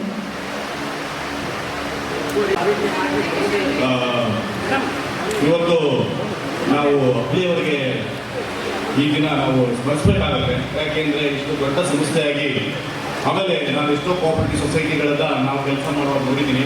ಕೆಲವೊಂದು ಲೋಪದೋಷಗಳ ಬಂದು ಅಲ್ಲಿಗೆ ಸ್ಟಾಪ್ ಆಗಿದೆ. ಇದು ಅಭಿವೃದ್ಧಿ ಹಂತದಲ್ಲಿ ಹೋಗ್ತಾ ಇದೆ. ಇರ್ಬೋದು ಲೋಪದೋಷಗಳು ಸಹಜ, ಏನು ಮಾಡೋಕ್ಕಾಗಲ್ಲ. ಈ ಲೋಪದೋಷಗಳನ್ನು ಸರಿಪಡಿಸ್ಕೊಂಡು ನಾವು ಮುಂದೆ ಹೋಗಬೇಕಾಗುತ್ತೆ. ಜೊತೆಗೆ ಇವತ್ತು ಎಲ್ಲ ಸದಸ್ಯರು ಬಹಳ ಅಮೂಲ್ಯವಾದ ಸಲಹೆ ಮತ್ತು ಇದನ್ನು ಕೊಟ್ಟಿದ್ದಾರೆ. ದಯವಿಟ್ಟು ಅದು ಇಲ್ಲಿಗೆ ಅಜೆಂಡಾ ಕ್ಲೋಸ್ ಆಗಬಾರ್ದು. ನೀವೊಂದು ಮೀಡಿಯಾ, ಇವತ್ತು ಎಲೆಕ್ಟ್ರಾನಿಕ್ ಮೀಡಿಯಾ ಪಾಸ್ ಇದೆ, ಅದನ್ನು ಎಲ್ಲ ಸದಸ್ಯರಿಗೆ ತಲುಪುತ್ತಾರ ಒಂದು 5-6 ವಿಷಯ ಇರ್ಬೋದು. ಈಗ ಡೆತ್ ಫಂಡ್ ಇರ್ಬೋದು, ಈ ಥರ ಫಂಡ್ಗಳು. ಮತ್ತು ಯಾಕೆಂದರೆ ಇವತ್ತು ಸದಸ್ಯರ ಬರ ಸಂಖ್ಯೆ ಜಾಸ್ತಿ ಆಗುತ್ತೆ. ಎಲೆಕ್ಷನ್ ಆದರೆ ನಾವು ಮನೆ ಹೋಗ್ತೀವಿ, ಎಲೆಕ್ಷನ್ ಏನು ಆ ಜನ ಆ ಗುಂಪು ವೋಟ್ ಹಾಕಕ್ಕೆ ಅವಕಾಶ ಕೊಡೋರು ನಮಗೆ. ಇವತ್ತು ನಾವು ನೋಡಿ ಸ್ಕ್ವೇರ್ಗಳು ಖಾಲಿ ಹೊಡಿತಾವೆ. ಯಾಕೆ ಖಾಲಿ ಹೊಡಿತಾವೆ ಅಂತಂದರೆ ಇನ್ನೂ ಆ ಜ್ಞಾನೋದಯ ಅವೇರ್ನೆಸ್ ಬರಬೇಕು ಅಂದರೆ ನೀವು ಡೈರೆಕ್ಟರ್ಗಳು ಅದಕ್ಕೆ ಏನಾದ್ರು ಒಂದು ಮೀಡಿಯಾ ಮಾಡಿ, ಇಲ್ಲಪ್ಪ ಅರ್ಬನ್ ಕೋಆಪರೇಟಿವ್ ಸೊಸೈಟಿನಲ್ಲಿ ಏನೋ ಈಗ ನಡೀತಾ ಇದೆ, ನಾನು ಹೋಗ್ಬೇಕು, ನನ್ನ ಹಕ್ಕು ನಾನು ಕೇಳಬೇಕು ಅನ್ನೋ ಮನೋಭಾವನೆಗಳನ್ನು ಬರೋ ಥರ ನೀವು ಒಂದು ಅವೇರ್ನೆಸ್ ಮಾಡಿದ್ರೆ ಇದು ದೊಡ್ಡ ಸಭೆ ಹಾಕ್ಬೋದು ಇದು ಮುಂದಕ್ಕೆ ಅಂತ ಅಧ್ಯಕ್ಷರಿಗೆ ನಾನು ಕೇಳ್ಕೊಳ್ತಾ ಇದ್ದೀನಿ. ಇದನ್ನು ದಯವಿಟ್ಟು ಮಾಡಬೇಕು ನೀವು ಅಂತ ಹೇಳಿ ಏನೋ ಚರ್ಚೆ ಮಾಡಿದಾರೋ ಅದಕ್ಕೆ ನೀವು ಅವಕಾಶವನ್ನು ಮಾಡಿಕೊಡಿ. ಒಂದು. ಎರಡನೇದು, ನಾನು ಅಭಿವೃದ್ಧಿಯ ಹೊಂದಬೇಕಾದ್ರೆ ಇವತ್ತು ನಾನು ಈ ಸ್ಥಾನಕ್ಕೆ ಬರಬೇಕು ಅಂದ್ರೂ ನನಗೆ ಈ ಬ್ಯಾಂಕ್ಗೆ ಒಂದು ಕಳ ಆಗಿ ಲಾಯರಲ್ಲಿದ್ದಾರೆ. ನಾನು ಇದರಲ್ಲಿ ಸಹಾಯ ಪಡ್ಕೊಂಡು ಇವತ್ತು ಅದನ್ನೆಲ್ಲ ತೀರಿಸಿದ್ದೀನಿ. ಇವತ್ತು ಸಮಾಜದ ಒಂದು ಮುಖ್ಯವಾಗಿ ಬಂದಿದ್ದೀನಿ. ನನಗೆ ಬ್ಯಾಂಕ್ ಸಹಾಯ ಮಾಡಿದೆ, ಬ್ಯಾಂಕ್ಸ್ ಇವತ್ತು ಆ ಬ್ಯಾಂಕ್ಗೆ. ಹಾಗಾಗಿ ನಾವು ಬ್ಯಾಂಕ್ ಅಂದ ತಕ್ಷಣ ಎಲ್ಲರೂ ಭಯ, ಸಾಲ ತಗೊಳ್ಳುವಾಗ ಸಂತೋಷ ಹೋಗ್ತೀವಿ, ಸಾಲ ಕಟ್ಟುವಾಗ ಏನೋ ಒಂಥರ ಪುರಾಣೆ ಮಾತುಗಳು, ನಾವು ಕೊಟ್ಟಿದ್ರ ಇದು ಅಂತ ಇರುತ್ತೆ. ದಯವಿಟ್ಟು ನಮ್ಮ ಸದಸ್ಯರು ಅಷ್ಟೇ, ನಿಮ್ಮಲ್ಲೂ ಅಷ್ಟೇ, ನಾವು ಮಾನವೀಯತೆಯಿಂದ, ನಾವು ಮನುಷ್ಯರು ಒಬ್ರಿಗೊಬ್ರು ನಾವು ಸಹಾಯ ಮಾಡಬೇಕು. ಮಾನವೀಯತೆಯಿಂದ ನಾವು ವಸೂಲಿ ಮಾಡೋಣ, ಮಾನವೀಯತೆಯಿಂದ ನಾವು ಸಲ ತಗೊಂಡ, ನಾವು ಮಾನವೀಯತೆಯಿಂದ ವಾಪಸ್ ಅವರು ಕೊಡಬೇಕು ಅನ್ನೋ ಮನೋಭಾವ ಇದ್ರೆ ನಾವು ಅಭಿವೃದ್ಧಿ ಹೊಂದೋದಕ್ಕೆ ನಾವೆಲ್ಲರೂ ಒಳ್ಳೆಯದಾಗುತ್ತೆ ಅಂತ ಈ ಸಂದರ್ಭ ಹೇಳ್ತಾ ಈ ಮೀಡಿಯಾ ಒಂದು ಮಾಡಬೇಕಂತ ನಾವು ಕಳಕಳಿಯಾಗಿ ಕೇಳ್ಕೊಳ್ತಾ ಇದ್ದೀವಿ. Thank you for all. ಈಗ ಪ್ರಾರಂಭದಲ್ಲಿ ನಾನು ನಿವೇದನೆ ಮಾಡ್ಕೊಂಡಿದ್ದೀನಿ. ಈಗ ವಾಟ್ಸಪ್ ನಂಬರ್ಗಳನ್ನ ಕೆಲವರು ಅಪ್ಡೇಟ್ ಮಾಡ್ಕೊಳ್ಳಿಲ್ಲ. ನಮ್ಮಲ್ಲಿ ಒಂದು 700-600 ನಂಬರ್ ಇದೆ ಅಷ್ಟೇ. 3400 ಜನರಲ್ಲಿ ನಮಗಿರೋ 300-400 ನಂಬರ್ನ ನಾವು ಮೀಡಿಯಾದಲ್ಲಿ ಮಾಡೋಕ್ಕಾಗ್ತಾ ಇಲ್ಲ. ದಯಮಾಡಿ ನಿಮ್ಮ ಮೊಬೈಲ್ ನಂಬರ್ನ KYC ಅಪ್ಡೇಟ್ ಮಾಡ್ಕೊಂಡ್ರೆ ಖಂಡಿತ ಅದನ್ನು ನಾವು ಇಮಿಡಿಯೇಟ್ ಆಗಿ ಏನೇನಿದೆ ಅಪ್ಡೇಟ್ ಮಾಡೋಕ್ಕೆ, ಯಾಕೆಂದರೆ ಹಿಂದೆ ಇರಲಿಲ್ಲ. ಇವತ್ತಿನ ಏನು ಈ ವರ್ಷದಿಂದ ನಾವು ಗಣಕೀಕರಣ ಮಾಡೋದ್ರಿಂದ ಅದು ಖಂಡಿತ ಸಾಧ್ಯ ಆಗುತ್ತೆ. ದಯಮಾಡಿ ನಿಮ್ಮ KYC ಅಪ್ಡೇಟ್ ಮಾಡಿಕೊಡ್ಬೇಕು ಅಂತೇಳಿ ಮತ್ತೆ ನಿಮ್ಮ ಸಲಹೆಯನ್ನು ಅದನ್ನು ಇಂಪ್ಲಿಮೆಂಟ್ ಮಾಡ್ತಿದ್ದೆ ಕ್ರಮ ತಗೊಳ್ತೀವಿ ಅಂತ ಮೇಡಮ್ ನಮಸ್ತೆ. ನೀವು ಸಿಹಿ ಆಗಿ ಹೊರಕ್ಕೆ ಅಂತ ಹೇಳ್ತಾರೆ, ಸಂಜಾಯಿಸಿ ಕೊಟ್ಟರೆ ಅದನ್ನ ರಿಪೋರ್ಟ್ ನೋಡಿಲ್ಲ ಅಂತ. ನೀವು ಆಡಳಿತದ ಸದಸ್ಯರು ಇಲ್ಲ ಜನಗಳಿದ್ದೀರ, ನಿಮಗೆ ಅದ್ರ ಮೇಲೆ ನಂಬಿಕೆ ಇಲ್ಲ ಅಂದರೆ ನಾವು ಜನಗಳಿಗೆ ನಂಬೋದನ್ನ ಸೈನ್ ಹಾಕಿ ಹೊಡೆದಾಕ್ಬಿಟ್ಟಿದ್ದಾರೆ. ಯಾಕೆ ಹೊಡೆದಾಕಿದ್ರು? ನಿಮ್ಮಲ್ಲೇ ಇಲ್ವಲ್ಲ. ಅಲ್ಲ, ನೀವೇ ತಪಸ್ಕೊಂತ ಇದ್ದೀರಾ, ಅದಕ್ಕೆ ನಂಬಿಕೆ ಇಲ್ಲ ಅವ್ರಿಗೆ. ನಿಮಗೆ ನಂಬಿಕೆ ಇಲ್ಲ ಬೇಡ. ಮೊನ್ನೆ ಅಧ್ಯಕ್ಷರೇ ಈ ನಮಗೊಂದು ಸ್ಪಷ್ಟನೆ ಮಾಡಿ ಮೊನ್ನೆ ಅಧ್ಯಕ್ಷರೇ, ಪ್ರತಿ ತಿಂಗಳು ಮಾಸಿಕ ಸಭೆಯಲ್ಲಿ ನೀವು ಆಯವ್ಯಯ ವೆಚ್ಚನ ಮಂಡಿಸ್ತೀರಾ ಅಲ್ವಾ? ಅದನ್ನ ಒಪ್ಪಿದ್ದೀರಾ? ಅಲ್ಲ, ಒಪ್ಪಿದ್ದೀರಾ? ಇಲ್ಲ ಅದು ಸ್ಪಷ್ಟನಾಗಿ ಎವೇರಿ ಬಂದು ಆಯವ್ಯಯ ನೀವು ಮಂಡಿಸಿದಾಗ ಒಪ್ಪಿಲ್ಲ, ಅವತ್ತೇನಾದ್ರು ತಕರಾರಿದ್ಯಾ ನಿಮ್ಮ ನಿರ್ದೇಶಕರಲ್ಲಿ? ಒಂದು ವಿಚಾರ, ಅದೇ ಆಯವ್ಯಯ ಪಟ್ಟಿಗಳನ್ನ ನೀವು ಆಡಿಟರ್ ಕೊಡ್ತೀರಾ, ಕ್ರೋಢೀಕೃತ ಮಾಡಿ ಆನ್ಯುಯಲ್ ಇನ್ಕಮ್ ಅಂಡ್ ಎಕ್ಸ್ಪೆಂಡಿಚರ್ ಅಕೌಂಟ್ನ ನೀವು ಆಡಿಟರ್ ಕೊಡ್ತೀರಾ. ಅವ್ರು ಆಡಿಟ್ ಮಾಡಿ ಅವರ ಅಬ್ಸರ್ವೇಷನ್ಸ್ ಮಾಡಿ ನಿಮಗೆ ಕೊಡ್ತಾರ. ಆ ಅಬ್ಸರ್ವೇಷನ್ಸ್ ಮಾಡಿ ನೀವು ಮತ್ತೆ ಅದನ್ನು ಸಭೆಯಲ್ಲಿಟ್ಟು ಚರ್ಚೆ ಮಾಡ್ತೀರಾ. ಆ ಚರ್ಚೆ ಮಾಡಿದಾಗ ಯಾರಾದ್ರೂ ನಿಮ್ಮ ಡೈರೆಕ್ಟರ್ಗಳಲ್ಲಿ ಅಪಸ್ವರ ಎತ್ತಿದ್ದಾರಾ? ಕ್ಲಾರಿಫಿಕೇಶನ್ ಕೇಳಿದ್ದಾರೆ, ಕ್ಲಾರಿಫಿಕೇಶನ್ ಕೊಟ್ಟು ನಂತರ ಅನುಮೋದನೆ ಮಾಡಿದ್ದಾರೆ. ಅನುಮೋದನೆ ಆದ್ಮೇಲೆ ಯಾಕೆ ಅದು ರಿಫ್ಯೂಸ್ ಆಗುತ್ತೆ? ಮತ್ತೇನೆ ರಿಫ್ಯೂಸ್ ಯಾರು ಮಾಡಿದ್ದಾರೆ? ಈಗ ಹೇಳಿದ್ವಲ್ಲ, ಸದಸ್ಯರು ಕೇಳಿದ್ವಲ್ಲ, ಸದಸ್ಯರು ಕೇಳಿದ್ವಲ್ಲ, ಈಗ ಯಾರೋ ಒಂದಷ್ಟು ಜನ ಸೈನ್ ಹಾಕಿದ್ರು, ಸೈನ್ ಹಾಕೋದು ಯಾಕೆ? ಆ ಒಂದು ಗೊಂದಲ ಯಾಕೆ? ಮೈಕಲ್ ಮಾತಾಡಿ. ಪ್ರಥಮವಾಗಿ ಸರ್ಕಾರಿ ಲೆಕ್ಕಪರಿಶೋಧಕ ಅವರನ್ನ ಅಧ್ಯಕ್ಷರು CEO ತಪ್ಪಿಸಬೇಕು. ಸಮಯದ ಅಭಾವದಿಂದ ಮತ್ತೆ ಅವರು ಹೇಳ್ತಾರೆ ಪೂರ್ತಿ ನಾನು ರೆಡಿ ಮಾಡಿಲ್ಲ ಅಂತ. ಹಣಕಾಸು ವಿಚಾರದಲ್ಲಿ ಯಾವುದೇ ಇದಿಲ್ಲ. ಪ್ರತಿ ಮಂತ್ ಮೀಟಿಂಗಲ್ಲಿ ಅದನ್ನು ಅನುಭವಿಸಿದ್ದೀವಿ. ಅದ್ರ ಬಗ್ಗೆ ಯಾವುದೇ ರೀತಿಯ ಸಮಸ್ಯೆ ತಕರಾರು ಇರುವುದಿಲ್ಲ. ಕೆಲವೊಂದು ಮಾಹಿತಿ ಪೂರ್ತಿ ನಮ್ಗೆ ಬೈಟಿಗೆ ರೆಫರೆನ್ಸ್ ಆಗಿಲ್ಲ ಅನ್ನೋದಕ್ಕೆ ಅವ್ರು ಇದು ಮಾಡಿರ್ಬೋದು. ಅದಕ್ಕೋಸ್ಕರ ಎಲ್ಲರೂ ಸಹಿ ಮಾಡಬೇಕು ಅಂತ ಕಡ್ಡಾಯ ಇಲ್ಲ. ಅದಕ್ಕೆ 3 ಜನ ಒಂದು ವಿಚಾರ, ನಿರ್ದೇಶಕರೇ ಅದು ನಿಮ್ಮ ತಪ್ಪು ಸಹಿ ಮಾಡಬೇಕು ಅಂತ ಇಲ್ಲ. ಆದ್ದರಿಂದ ನನ್ನ ಸಲಹೆ ನೀವು ಸಹಿ ಮಾಡಲೇಬೇಕು. ಯಾವಾಗ ಅಂದ್ರೆ ನಿಮ್ಮ ಅಭಿಪ್ರಾಯನ ಅಲ್ಲಿ ರೆಕಾರ್ಡ್ ಮಾಡ್ಬಿಟ್ಟು ನೀವು ಸೈನ್ ಮಾಡಬೇಕು. ಕೃಷ್ಣ ಮಾತಾಡಪ್ಪ. ಮಾನ್ಯ ಅಧ್ಯಕ್ಷರು ಮನವಿ, ಮಾನ್ಯ ರಾಮಚಂದ್ರಪ್ಪನವರು ಬಂದಿದ್ದಾಗ ನಾನು ಬಂದು ಅವ್ರು ಮನವಿ ಕೊಟ್ಟಿದ್ದೆ. ಸಣ್ಣ ಬಾಲರಿಗೆ ನಾನು 5 ಲಕ್ಷ ಸುರುಟಿ ಹಾಕಿದ್ದೆ. ನಮಗೆ ವಾದವಾದವರೆ ನಡೀತು ಬ್ಯಾಂಕಲ್ಲಿ 5 ಲಕ್ಷಕ್ಕೆ ನಾನು ಸುರುಟಿ ಹಾಕಿದ್ದೆ. 13 ವರ್ಷ ಆಯಿತು. ನೀವು ಯಾಕೆ ಉಸುಲಿಗೆ ಹೋಗಿಲ್ಲ? ಯಾಕೆ ಇದು ಉಸುಲಿ ಮಾಡಿಲ್ಲ? ಜಾಮೀನ್ದಾರ ನಾನು ಎಲ್ಲಿಂದ ಕಟ್ಟಲಿ?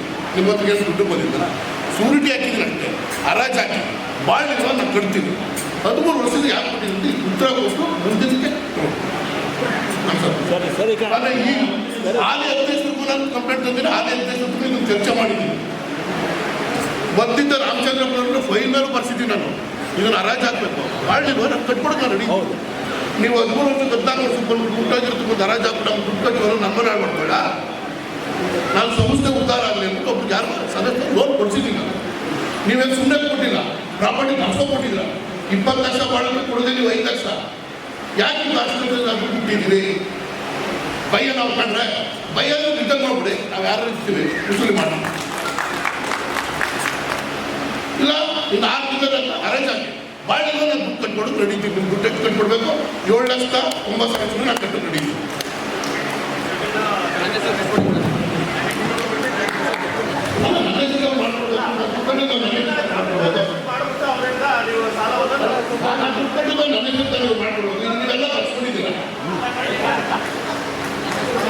ಚಿಕ್ಕನವರೇ, ತಾವು ಹೇಳ್ತಕ್ಕಂಥದ್ದು ಆಡಳಿತ ಮಂಡಳಿಯವರು ಗಮನಕ್ಕೆ ತಂದಿದ್ದೀರಾ, ಸದಸ್ಯರಿಗೂ ಹೇಳ್ತಾ ಇದ್ದೀರಾ. ಒಂದು ನಿಮಿಷ ನಿಮ್ಮನ್ನು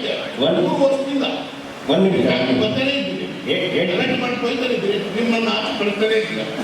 6 ತಿಂಗಳು ಮಾಡಿ 3 ತಿಂಗಳು ಮಾಡಿ ಇದಕ್ಕೆ ಕೋರ್ಟಿನ ಕಾಲ ತಗೋಬೇಕಿದ್ರೆ ಯಾವ ಅಲ್ಲ ಹೋಗ್ಬೇಕು, ತಮ್ಮ ಹೊಡಿಬೇಕು, ಹರಾಜು ಇದು ಮಾಡಿಲ್ಲ ಕೇಳಿ. ಈಗ ನನಗೆ ಕಳಿಸಿದ್ರ ಯಾಕೆ ನಿಮ್ಮ ಹತ್ರ ಕಮಿಷನ್ ತಗೊಂಡಿಲ್ಲ? ನಾವು ಕಮಿಷನ್ ತಗೊಂಡಿದ್ದೀರ ನಾನು ಇಲ್ಲ ಅಂತ ಕಾಪಿ ಬಿಡಿದಿಲ್ಲ. ಮತ್ತೆ ಉತ್ತರ ಕೊಡಿ. ನಮ್ಮ ಪ್ರಶ್ನೆ ಆಗಿಲ್ವಾ? ಈಗ ತಾವು ಇನ್ನೊಬ್ಬರಿಗೆ ಬಂದು ಸಾಲ ಕೊಡಿಸಿದ್ದೀರ. ಪ್ರತಿಯೊಂದು ಬ್ಯಾಂಕ್ಗಳನ್ನು ಕೂಡ, ನ್ಯಾಷನಲ್ ಬ್ಯಾಂಕ್ಗಳನ್ನು ಕೂಡ ಒಬ್ಬರಿಗೆ ಸಾಲ ಕೊಡಬೇಕಾದ್ರೆ ಅವರ ಪ್ರಾಪರ್ಟಿನ ಮಾರ್ಕೆಟಿಂಗ್ ಕೂಡ ಮಾಡ್ಕೊಳ್ತಕ್ಕಂಥದ್ದು ವಾಸ್ತವಾಂಶ. ಅದರ ಜೊತೆಗೆ ಶ್ಯೂರಿಟಿ ಅನ್ನೋದು ಏನಕ್ಕೆ ತಗೊಳ್ತಾರೆ? ಒಂದು ವೇಳೆ ಅವರು ಕಟ್ಟಲಿಲ್ಲ ಅಂದರೆ ನೀವು ಜವಾಬ್ದಾರರು ಅನ್ನುತ್ತಾನೆ. ಪ್ರತಿಯೊಂದು ಇದರಲ್ಲೂ ನಿಯಮಗಳಿರ್ತಕ್ಕಂಥದ್ದು ಅದೇ. ಅವಾಗ ನೀವು ನಿಮ್ಗೆ ನೋಟಿಸ್ ಯಾಕೆ ಕೊಡ್ತಾರೆ? ಅವ್ರು ಕಟ್ತಾ ಇಲ್ಲ, ನೀವು ಅವ್ರ ಜೊತೆಗೆ ಹೋಗಿ ಅವ್ರ ತಿಳುವಳಿಕೆ ಹೇಳಿ ಕಟ್ಟಿಸಿ ಅನ್ನೋದಕ್ಕೆ ನಿಮಗೂ ಕೂಡ ನೋಟಿಸ್ ಕೊಡ್ತಕ್ಕಂಥದ್ದು. ಒಂದು ವೇಳೆ ಅವ್ರು ಕಟ್ಟಲಿಲ್ಲ ಅಂತಂದರೆ ಅದರ ಜವಾಬ್ದಾರಿ ನಿಮ್ಮ ಮೇಲೂ ಇರುತ್ತೆ. ನಾವು ಕೋರ್ಟ್ಗೆ ಹೋಗ್ತಕ್ಕಂಥ ಸಂದರ್ಭದಲ್ಲಿ ಇಬ್ಬರ ಮೇಲೂ ಕೂಡ ಹಾಕ್ಬೇಕಾಗ್ಬಾರ್ದಿಲ್ಲ. ಯಾರು ಹೇಳಿದ್ರೆ ಯಾರು ತಪ್ಪು ಅಂತ ಹೇಳಿ ಸ್ವಲ್ಪ ಸಾರಿ ಸ್ವಾಮಿ ಹೇಳಿ, ಇಬ್ಬರ ಮೇಲೆ ನಾವು ಹಾಕ್ಬೇಕಾ ಬೇಡವಾ? ಈಗ ನೀವು ಮಾತಾಡಿದ್ರಿ, ಅದಕ್ಕೆ ಸಂಭಾಷಣೆ ಕೊಡ್ತಾ ಇರ್ತಕ್ಕಂಥದ್ದು. ಆಮೇಲೆ ಹೇಳಿ ಈಗ ಸದಸ್ಯರಿದ್ದೀರಿ, ಸಾಲ ವಸೂಲಿಗೆ ಅವರು ಜಾಮೀನ್ದಾರಾಗಿ ನಾನು ಕೂಡ ಇದಕ್ಕೆ ಬಾಧ್ಯಸ್ಥರ ಅಂತ ಹೇಳಿದ ಮೇಲೆ ಅವ್ರಿಗೂ ನೋಟಿಸ್ ಕೊಡಬೇಕಾ ಬೇಡವಾ? ಹೌದಾನೆ? ಅವ್ರು ಕಟ್ಟಿಲ್ಲ ಅಂದಾದ್ಮೇಲೆ ನಿಯಮದ ಪ್ರಕಾರ ಕೋರ್ಟ್ಗೆ ಒಬ್ಬರ ಮೇಲೆ ಹಾಕ್ಬೇಕಾ ಇಬ್ಬರ ಮೇಲೂ ಹಾಕ್ಬೇಕಾ? ಸ್ವಲ್ಪ ಹೇಳ್ತೀವಿ, ಅದನ್ನು ಹೇಳ್ತೀವಿ. ಒಂದೇ ಒಂದು ಕ್ಲಾರಿಫಿಕೇಶನ್ ನಿಮ್ಗೆ. ಅದನ್ನ ಆಮೇಲೆ ಅದು ನೋಡೋಣ, ಕಾಲಮಿತಿ ಹೇಳ್ತಕ್ಕಂಥದ್ದು ಆಮೇಲೆ.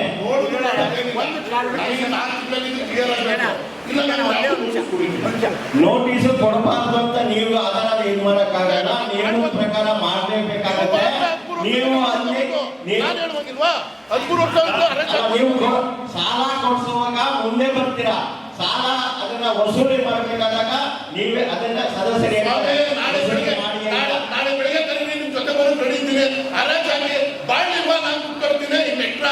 ಒಂದು ನಿಮಿಷ ಹರಾಜು ಮಾಡೋದು 5 ಲಕ್ಷ ನೀವು ಕೊಟ್ಟಿದ್ದೀರಾ, 7 ಲಕ್ಷ ಸಿಲಿಂಡರ್ ದುಡ್ಡಾಗದೆ, ಅದು 5 ಲಕ್ಷಕ್ಕೆ ಇನ್ನು 2 ಲಕ್ಷ ಸಿಲಿಂಡರ್ ಕಟ್ಟು ನೋಡಿ. ಹರಾಜು ಮಾಡಬೇಕಾದ್ರೂ ಕೂಡ ಅದರದೇ ನಿಯಮಾವಳಿಗಳಿದ್ದಾವೆ. 13 ವರ್ಷ ಆಗದೆ ಇದ್ಯಾವನೇ ಗಾಡಿ ಕೊಟ್ಟ 3 ವರ್ಷ ಸ್ವಲ್ಪ ದಾಳಿ ಸ್ವಾಮಿ. ಅದಕ್ಕೇನಿದೆ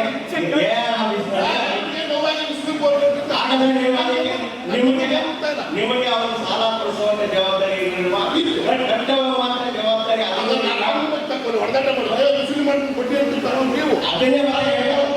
ಅದನ್ನೇ ನಿಮ್ಮ ಜವಾಬ್ದಾರಿ ಇರುತ್ತೆ. ಆದ್ಮೇಲೆ ಹೇಳಿದ್ರು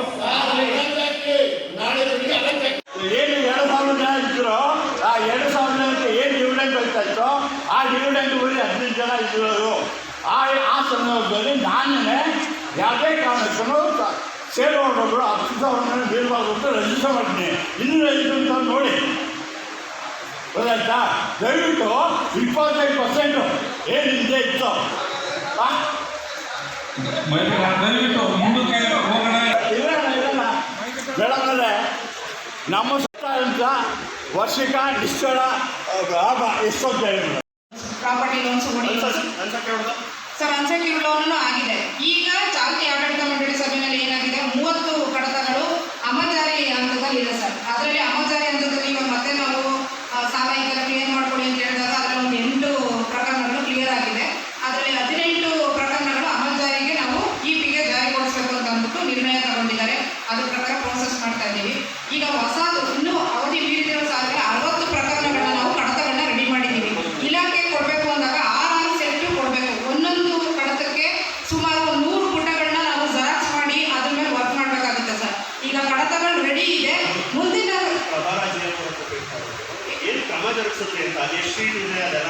ಅಲ್ಲ ಸರ್, ನಾನು ಡೀಟೇಲ್ ಆಗಿ ಮಾಹಿತಿ ಕೊಡ್ತಾ ಇದ್ದೀನಿ ಸರ್. ಏನ್ ಮಾಡಿದೀವಿ, ಕೆಲಸ ಮಾಡಿದೀವಿ ಹೇಳ್ತಾ ಇದ್ದೀವಿ. 60 ಪ್ರಕರಣಗಳಿದೆ. ಸುಸ್ತಿದಾರರ ಸಂಖ್ಯೆ ಎಷ್ಟು? 60 ಪ್ರಕರಣಗಳಿದೆ. ಅಂತಿಮ ನೋಟಿಸ್ ಎಷ್ಟು ಹೋಗಿದೆ, ಕೋರ್ಟಲ್ಲಿ ಎಷ್ಟಿದೆ, ಅಥವಾ ಡಿಗ್ರಿಗಳು ಎಷ್ಟಾಗಿದೆ, ಅದ್ರ ಬಗ್ಗೆ ಮಾಹಿತಿ ಹೇಳಿ. ಶ್ರೀಗಳ ಸಂಖ್ಯೆ ಬೇಡ, ಒಟ್ಟು ಸುಸ್ತಿದಾರರ ಸಂಖ್ಯೆ ಎಷ್ಟು, ಕೋರ್ಟಲ್ಲಿ ಎಷ್ಟಿದೆ, ಎಷ್ಟು ಕೋರ್ಟ್ ಹೋಗ್ಬೇಕಾಗಿದೆ, ಎಷ್ಟು ಡಿಗ್ರಿ ಆಗಿದೆ, ಜಾಮೀನುದಾರಗಳ ಮೇಲೆ ಕ್ರಮ ಏನಾಗಿದೆ, ಎಷ್ಟು ಜನ ಜಾಮೀನುದಾರರು ತಮಗೆ ಆ ಸಾಲವನ್ನು ಉಸುರಾವರಿ ಮಾಡಲಿಕ್ಕೆ ನಾನು ಬರ್ತಾ ಇದೆ ಅಲ್ಲಿ ಈಗ ಚಿಕ್ಕಣ್ಣವರು ಹೇಳಿದ್ರು ಅದನ್ನ ನಾನು ಕಟ್ತೇನೆ, ಆ ಪ್ರಾಪರ್ಟಿ ನಾರಾಜ್ ಮಾಡಿ ಅಂತ. ಆ ರೀತಿ ಎಷ್ಟು ಬಂದಿದೆ ಅದನ್ನ ಹೇಳಿ ನೀವು. ಪುಟಗಳ ಸಂಖ್ಯೆ ಬೇಡ. ಈಗ 60 ಪ್ರಕರಣಗಳನ್ನ ನಾವು ಕಲಂ 70 ಅಡಿಯಲ್ಲಿ ಕಾನೂನು ಕ್ರಮ ಕೈಗೊಳ್ಳೋದಕ್ಕೆ ನಾವು ಕಡತಗಳನ್ನ ರೆಡಿ ಮಾಡಿದ್ದೀವಿ. ಸಹಾಯಕ ನಿಬಂಧಕ ನ್ಯಾಯಾಲಯದಲ್ಲಿ ನಾವು ದಾವೆ ಕೊಡಬೇಕು. ಈಗ ಕಳೆದ ಒಂದು 6 ತಿಂಗಳಿಂದಲೂ ಅವರು ಒಬ್ಬರು ಟ್ರಾನ್ಸ್ಫರ್ ಆಗಿದ್ದಾರೆ ಆಫೀಸರ್. ಇವಾಗ ಬಂದಿದ್ದಾರೆ ಲಾಸ್ಟ್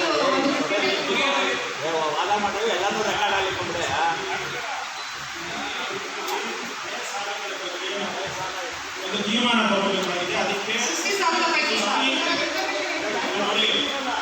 ನೋಟಿಸ್ ಪ್ರೊಸೀಜರ್ ಆಗಿಲ್ಲ ಸರ್. ನಾನು ಹೇಳ್ತೀನಿ ಕೇಳಿ.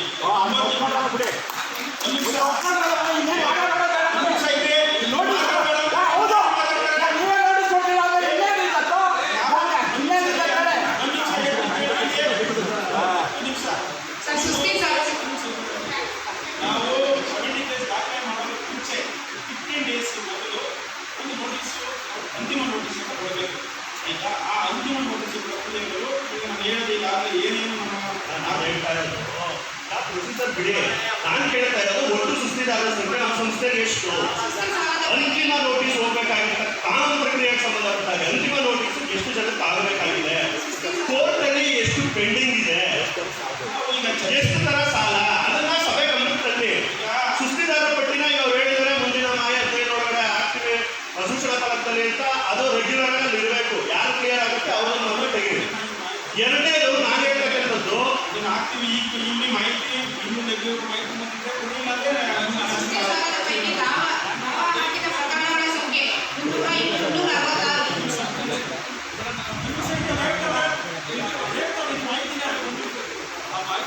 ಮಾಹಿತಿನ ಒಬ್ಬರು ಕೊಟ್ಟರೆ ಅಧ್ಯಕ್ಷ ಸಂಘದಲ್ಲಿ ಸಾಲ ದೀರ್ಘಾವಧಿ ಸೃಷ್ಟಿಯಾಗಿ ವಸೂಲಾಗುವುದು ಅಲ್ಲ, ಅದೇ ಸಂಖ್ಯೆ ಎಷ್ಟು ಅಂತ ಗೊತ್ತಾಗಬೇಕಲ್ಲ. ಇದು ನಿವ್ವಳ ಲಾಭದಲ್ಲಿ ಅಧ್ಯಕ್ಷ ಕಂಪ್ಲೀಟ್ ಹೇಳ್ತಾ ಇರೋದು.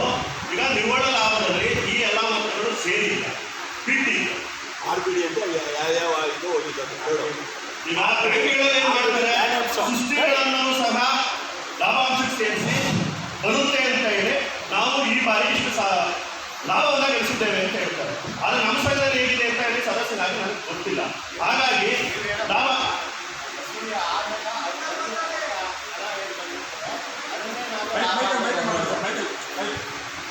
ವಸೂಲಿ ಆದ ನಂತರ ಅವ್ರ ಕಡೆಯಿಂದ ಏನು ಬಡ್ಡಿ ಬಂದಿರುತ್ತೆ ಅದು ನಾವು ಬಡ್ಡಿನ ಲಾಭಾಂಶ ಅಂತ ನಾವು ತಗೊಳ್ತೀವಿ. ಬರೋದನ್ನ ಸೇರಿಸಿ ಅದು ಲಾಭಾಂಶ ಅಂತ ಏನು ತಗೊಳ್ಳೋದಿಲ್ಲ. ಧನ್ಯವಾದ, ಒಳ್ಳೆ ವಿಷಯ. ಆದರೆ ನಾನು ಹೇಳ್ತಕ್ಕಂಥದ್ದು ಇಂದಿನ ಅಧ್ಯಕ್ಷ ಒಂದು ನಿಮಿಷ ಇದೆ ಚೆನ್ನಾಗಿದೆ, ಯಾಕಂದ್ರೆ ಕಳೆದ ಬಾರಿ ನೀವೇ ಮಾತಾಡ್ತಿದ್ವಿ. ಆಯ್ತು, ಇವಾಗ ನಮ್ಮ ನಿಶ್ಚಲ ಲಾಭದಲ್ಲಿ ಬ್ಯಾಂಡರ್ಸು ರಿವರ್ಸ್ ಆಫ್ ಬ್ಯಾಂಡರ್ಸ್ ಆಪತ್ತನ ಅನ್ನೋದನ್ನ ತೆಗಿಲೇಬೇಕು ನಿಯಮದ ಪ್ರಕಾರ. ಹೌದು, ಅದನ್ನ ಇದುವರೆಗೂ ಏನು 37 ವರ್ಷದಿಂದ ನಡೆದಂಥ ಸಾಲ ಯಾವುದು, ಬೇಸರ ಆದಾಯದ ಸಾಲ, ವೆಹಿಕಲ್ ಸಾಲ, ಡಿಮ್ಯಾಂಡ್ ಸಾಲ, ಪ್ರಾಪರ್ಟಿ ಸಾಲ, ಜಾಮೀನ್ದಾರ ಸಾಲದಿಂದ 5 ಥರ ಸಾಲಗಳನ್ನು ಕೊಟ್ಟಿದ್ದಾರೆ. ಈ 5 ಥರ ಸಾಲ ಕೊಟ್ಟಾಗೂ ಏನು ಪ್ರಾಪರ್ಟಿ ಲೋನಿಗೆ ಏನು 5 ಲಕ್ಷ ನಾನು ತಗೊಂಡಾಗ ಸಾಲ 5 ಲಕ್ಷದ ಮೇಲೆ ತಗೊಂಡವ್ರು ಮಾತ್ರ ಪ್ರಾಪರ್ಟಿನ ರಿಜಿಸ್ಟರ್ ಮಾಡ್ಕೊತಾ ಇದ್ರು. ಇದಕ್ಕೆ ಒರಿಜಿನಲ್ ದಾಖಲಾತಿ ಕೊಡಬೇಕು. ಯಾವುದು LIC ಬಾಂಡ್ ಆಗಿರ್ಬೋದು, ಅಥವಾ ಇದು ಪೋಸ್ಟ್ ಆಫೀಸ್ ಬಾಂಡ್ ಆಗಿರ್ಬೋದು, ಇನ್ನೊಂದು ಥರದ ಬಾಂಡ್ ಆಗ, ಅಥವಾ ವೆಹಿಕಲ್ ಲೋನ್ ಕೊಟ್ಟಿದ್ರೆ ವೆಹಿಕಲ್ RC ಬುಕ್ನ ಪ್ರಿಂಟ್ ಮಾಡ್ತಾಯಿದ್ರು. ಯಾಕೆ ಅದನ್ನ ಬೆಳಿ ಮಕ್ಕಳು ಇದ್ದೀರಾ? ನೀವು ಹೇಳೋ ಪ್ರಕಾರ ಅದೆಲ್ಲ ನಿಯಮದ ಪ್ರಕಾರ ಅದು ಮಾಡಲೇಬೇಕು. ಈಗಲೂ ಕೂಡ ಪ್ರಾಪರ್ಟಿ ಲೋನ್ ಸ್ಯಾಂಕ್ಷನ್ ಮಾಡಿದ ನಂತರ ಹಣ ರಿಲೀಸ್ ಮಾಡೋದಕ್ಕೆ ಮೊದಲು ದಾಖಲೆಗಳನ್ನು ನೋಡಿ ಸಬ್ ರಿಜಿಸ್ಟ್ರಾರ್ ಹೋಗಿ ಲೀಗಲ್ ಅಡ್ವೈಸರ್ ಕೊಡಬೇಕು, ಲೀಗಲ್ ಒಪಿನಿಯನ್ ಕೊಡಬೇಕು. ಹೌದು ಹೌದು. ಇವಾಗ ನಾನು ಪ್ರಾಪರ್ಟಿ ಲೋನ್ ತಗೋಬೇಕು ನಿಂತ್ಕೊಳ್ತೇನೆ. ನೀವು ನಿಮ್ಮನ್ನ ಬಂದು ಭೇಟಿ ಆಗ್ತೀನಿ ಒಬ್ಬರು ನಿರ್ದೇಶಕರು. ಅವತ್ತೇನು ಹೇಳ್ತೀನಿ ಸರ್, ನನಗೆ ಹೊಸದಾಗಿ ಸಾಲ ಕೊಡ್ತಿದ್ದಾರೆ. ಅವಾಗೇನು ಮಾಡ್ತೀರಾ, ಸೆಕ್ರೆಟರಿ ಹತ್ರ ಕಳಿಸ್ತಾರೆ. ಗಳಿಸಿದ ಪ್ರಕರಣಗಳ ಸಂಖ್ಯೆ 225. ಈಗ ನಾವು ಹೊಸದಾಗಿ ಕೇಸ್ ಫೈಲ್ ಮಾಡಬೇಕಾಗಿರುವಂಥದ್ದು 356 ಕೇಸ್. ಒಟ್ಟು 800 ಪ್ರಕರಣಗಳ ಒಟ್ಟು 1,000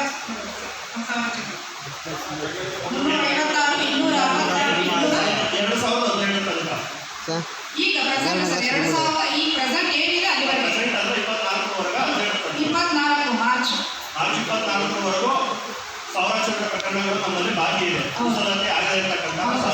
ಅದರಲ್ಲಿ ಡಿವೈಡ್ ಕೇಸ್ ಹಾಕಿರೋದು ಮತ್ತೆ ಅಮಲ್ ಜಾರಿ ಆಗಿರೋದು, ಮತ್ತೆ ಇವಾಗ ಹೊಸ ಕೇಸ್ ಹಾಕ್ಬೇಕಾಗಿರೋದು. ನಾನು ಕಳೆದ ಬಾರಿ ಒಂದು ಸಲಹೆ ಸಹ ಕೊಟ್ಟೆ. ಸಂಖ್ಯೆ ಜಾಸ್ತಿ ಇತ್ತು, ಎಲ್ಲರೂ ಅನುಭವಿಸಿದ್ರೆ ನೀವು ಸಹ ಆಗ್ಬೋದು ಉದ್ಬೋದು ಅಂತ ಹೇಳಿದ್ರು. ಈಗ 6 ರಾಷ್ಟ್ರೀಕೃತ ಬ್ಯಾಂಕ್ಗಳು ಬರೋದೇ ಇಲ್ಲ ಅಂತ ಹೇಳಿದಾಗ ಸಂಸ್ಥೆಗೆ ಅದು ಲಾಸ್ ಆಗೋದು. ಮತ್ತೆ ಕೋರ್ಟ್ ಹೋಗಿ ಮತ್ತೊಂದಾಗಿ ಯಾವುದೋ ಮಾರ್ಟ್ಗೇಜ್ ಇದ್ರೆ ನಿಮ್ಗೆ ಇವತ್ತೆಲ್ಲ ನಾಳೆ ಬರುತ್ತೆ. ವಿತೌಟ್ ಮಾರ್ಟ್ಗೇಜ್ ಕೊಟ್ಟಂತಹ ಪಕ್ಷದಲ್ಲಿ ಅದು ಬರೋದಿಲ್ಲ. ಅದನ್ನ NPA ಆಗಿದೆ, OTS ಕರೆದು ಇಷ್ಟು ವರ್ಷದ್ದಾಗಿದ್ರೆ ಇಷ್ಟು ಪ್ರಮಾಣದ ನಾವು ಸೆಟಲ್ಮೆಂಟ್ ಬರ್ತೀವಿ ಅನ್ನೋದನ್ನ ಪ್ರಚಾರ ಪಡಿಸ್ಬೇಕು ಅಂತ ನಾನು ಕೇಳಿದ್ರೆ ಒಪ್ಕೊಂಡಿದ್ದೀವಿ. ಈ 6 ತಿಂಗಳಲ್ಲಿ ಅದು ಎಷ್ಟು ಕಾರ್ಯಗತ ಆಗಿದೆ, ಆಗಿಲ್ಲ ಅಂದ್ರೆ ಯಾಕೆ ಆಗಿಲ್ಲ ಅಂದ್ರೆ ನಮ್ಗೆ ಸಾಲ ವಾಪಸ್ ಆಗೋದು ಬೇಡವಾ? ಅದು SRGB ಆಗಿತ್ತು ಅಲ್ಲ, ವಿಷಯ ನೀವೇ ಗಮನಿಸಿದ್ದು 86 ಸಾಲ ವಸೂಲಿ ಆಗಿಲ್ಲ. ಸತ್ಯ ಹೇಳೋದನ್ನ ಅಕ್ಸೆಪ್ಟ್ ಮಾಡ್ಕೊಳ್ಳೋದು ಈಗ ಅದೇ ವಿಚಾರ ಅವೇನು ನಾವು 3%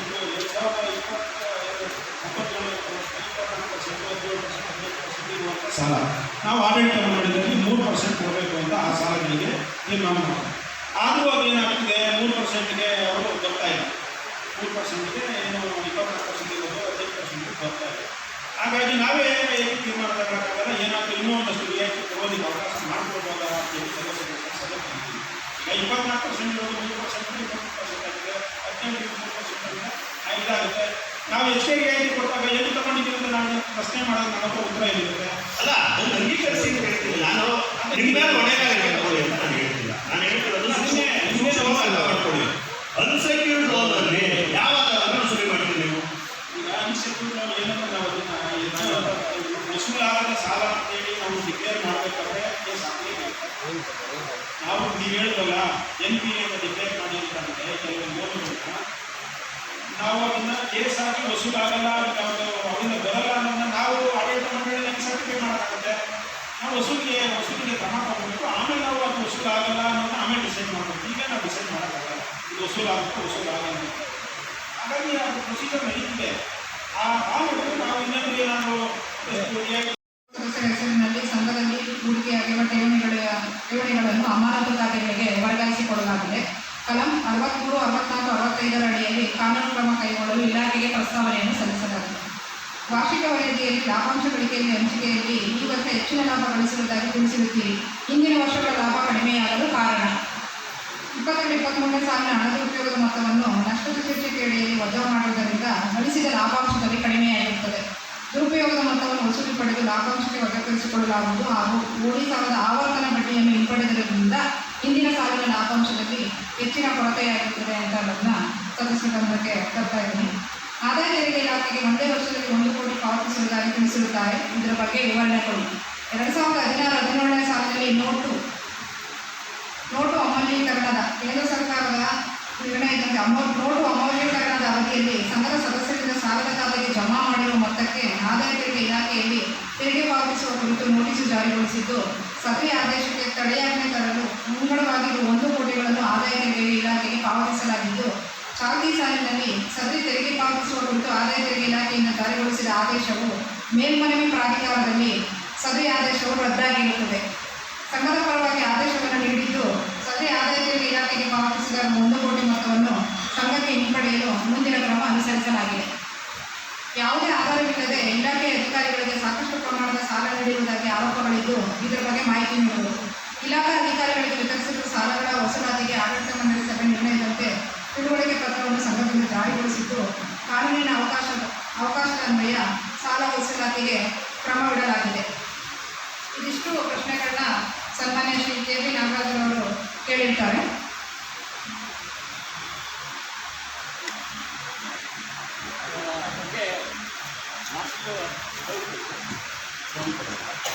ಯಾರು ತಗೊಂಡಿದ್ರು ಅಂತ ಅಂದ್ರೆ ಕಳೆದ ಸಾಲಿನಲ್ಲೇ ವಿಚಾರ ಹೇಳಿದ್ದೀರಿ, ಅವರ ಹೆಸರನ್ನೆಲ್ಲ ಹೌದು ಸರ್, ಹೇಳಿದ್ದೀರಿ, ಮುದ್ರಿಸ್ಕೊಟ್ಟಿದ್ದೀವಿ ಸರ್. ಅಲ್ಲ ಈ ಬಾರಿ ಅಲ್ಲ ಇರಲಿ, ನಾವು ನಮಗೆಲ್ಲ ಇಷ್ಟೊಂದು ಹಣ ಹಾಕಿ ಬ್ಯಾಂಕನ್ನು ಕನ್ವಿನ್ಸ್ ಮಾಡಿದ ಮೇಲೆ ನಮ್ಮ ಪ್ರತಿನಿಧಿಗಳಾಗಿ ನಿಮ್ಮನ್ನೆಲ್ಲ ಆರಿಸಿದ್ದೀವಿ. ನೀವು ನಮ್ಮ ಪ್ರತಿನಿಧಿಗಳಾಗಿ ಕೆಲಸ ನಿರ್ವಹಿಸಬೇಕೇ ಹೊರತು ಯಾರಿಗೂ ಗೊತ್ತೈತೆ ಸಾಮಾನ್ಯ ಸದಸ್ಯರು ತಗೊಳ್ಳೋಕ್ಕಾಗದೇ ಇರುವಷ್ಟು ಹಣವನ್ನು ತಗೊಂಡು ಬ್ಯಾಂಕಲ್ಲಿ ಇಟ್ಬಿಟ್ಟು ಬಡ್ಡಿ ಇವರಿಗೆಲ್ಲ 10%, 7% ಕೊಡ್ತಿದ್ರೆ 11% ಬ್ಯಾಂಕಿನ ಹಣ ಅಂದರೆ ನಮ್ಮ ಹಣಕ್ಕೆ ಅವ್ರಿಗೆ ಬಡ್ಡಿ ತಗೊಳ್ಳುವಂಥದ್ದು. ಎಲ್ಲಿ ಈ ದುರ್ವ್ಯವಸ್ಥೆ? ಬ್ಯಾಂಕ್ ಅಂದರೆ ಏನು ತಿಳ್ಕೊಂಡಿದ್ದೀರಿ? ಹೋಗ್ಲಿ ಅಂತ ಹಣ ಯಾರ ಮೇಲೆ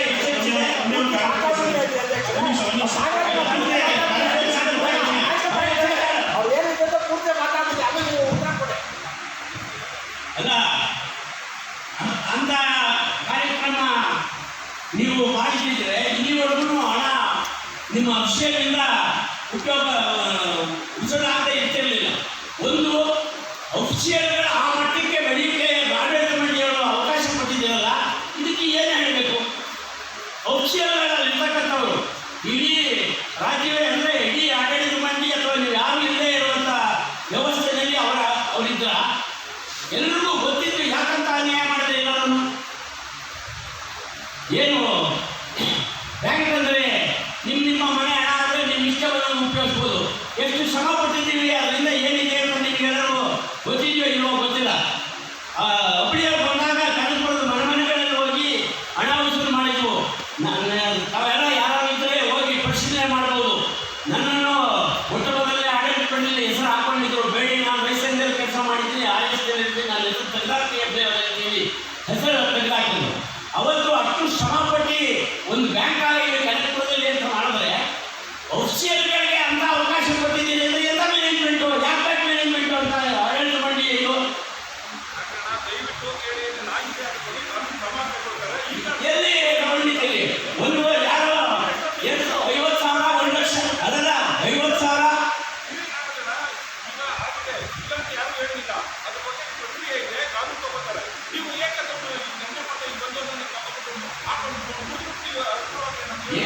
ನಾನು ಹೇಳ್ತಾ ಇರೋದು ನೆನ್ನೆ ಮನೆ ಬಂದಿರೋ ಜೊತೆಲಿ ಹಡಗರು ಇದ್ದೀರಲ್ಲ, ಅದಲ್ಲ ನೆನ್ನೆ ಮನೆ ಬಂದವರು ಜೊತೆಲಿ ಹಡಗರು ಇದ್ದೀರಲ್ಲ, ಉತ್ತರ ಕೊಡಿ.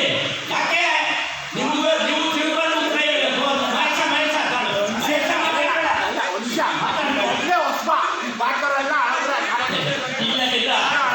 ಇಲ್ಲ ಅಲ್ಲ ಆಯ್ತು.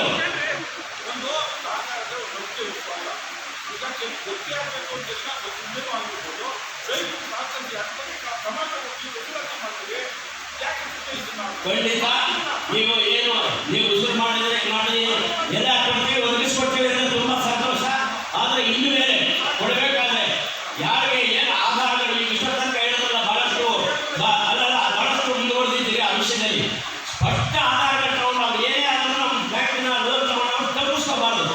ಆ ರೀತಿ ಇದನ್ನು ಮಾಡಿ ಲೋನನ್ನು ಕೊಡಿ.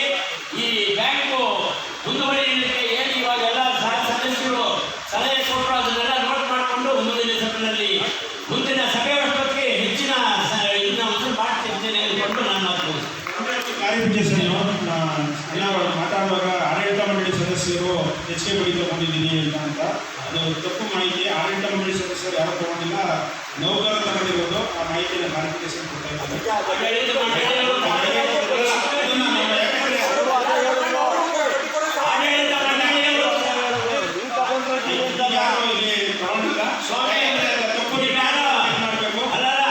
ಆಡಳಿತ ಮಂಡಳಿಯವರು ಯಾರೇ ಆಗಲಿ, ಹಳಬರೇ ಆಗಲಿ, ಹೊಸದೇ ಆಗಲಿ, ತಗೊಳ್ಳದೇ ಇದ್ರೆ ಸಂತೋಷ. ತಗೊಂಡಿದ್ರೆ ಕೊಟ್ಕೊಂಡು ಅವ್ರು ಕಟ್ಕೊಂಡು ಉಳಿದವ್ರಿಗೆ. ಮತ್ತು ಈ ಸಹಕಾರ ಬ್ಯಾಂಕ್ ಹುಟ್ಟಾಕೋದೆ ದುಡ್ಡಿನಕ್ಕೋಸ್ಕರ ಅಂತ ಗೊತ್ತಿದ್ದು ಹಣ ಕೊಡಿಸ್ತಾ ಇದ್ವಿ. ದಯಮಾಡಿ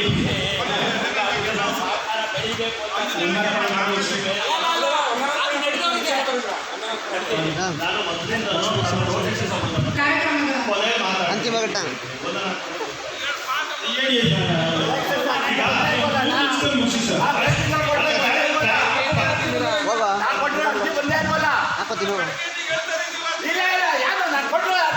ನಿಮ್ಮ ಅರ್ಜಿಗೆ ನೀವು 60% ಹೊರಬಂದ ನಂತರ ಉತ್ತರ ಕೊಡ್ತೀವಿ.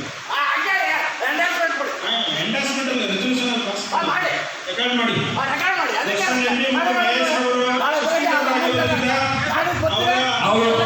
ಇಂಥ ಸರ್ಕಾರಿ ಕಾಲಮಡಿಯಲ್ಲಿ ನಾವು ಮಾತನಾಡಿಲ್ಲ ಅಂತೇಳಿ ಯಾವ ನಾವು ಕೊಟ್ಟಿರೋದಕ್ಕೆ ನಮ್ಮ ತಂದೆಯವರು ಕೊಡೋದಕ್ಕೆ ಇದೆಯೋ ಆ ಕಾಲವಾಗಿ ನಾನು ಅಧ್ಯಕ್ಷರಾದವರಿಗೆ ಸಮಾವೇಶನಾಗಿ ಕೊಟ್ಟಿದ್ದೀನಿ ಅಂತ ಹೇಳಿ ಒಂದು ಇಂಡಸ್ಟ್ಮೆಂಟ್ ಕೊಡಿ, ಅದಕ್ಕೆ ರಿಸರ್ವೇಷನ್ ಪಾಸ್ ಮಾಡಿ.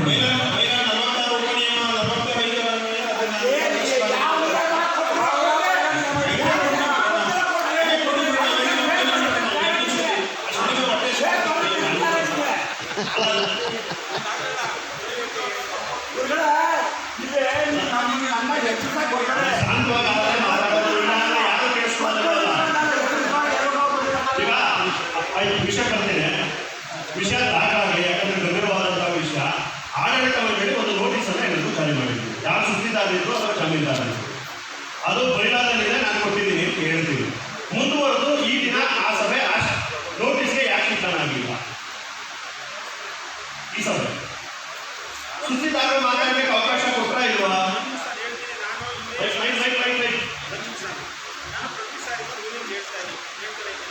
ನಾನು ಮಹೇಶ್ವರನ ಕರ್ಕೊಂಡೋಗಿ ಹೇಳ್ಕೊಂಡಾಗ ಆಸೆ ಬಿಡ್ಲ ಅಲ್ಲ, ಮಾಡಲಿಲ್ಲಪ್ಪ, ನೋಟಿಸ್ಗೆ ಬೆಲೆ ಇಲ್ಲ ಅಂತ ನೋಟಿಸೇ ಫಾಲೋ ಮಾಡ್ತಾ ಇದ್ದೀನಿ. ಆಮೇಲೆ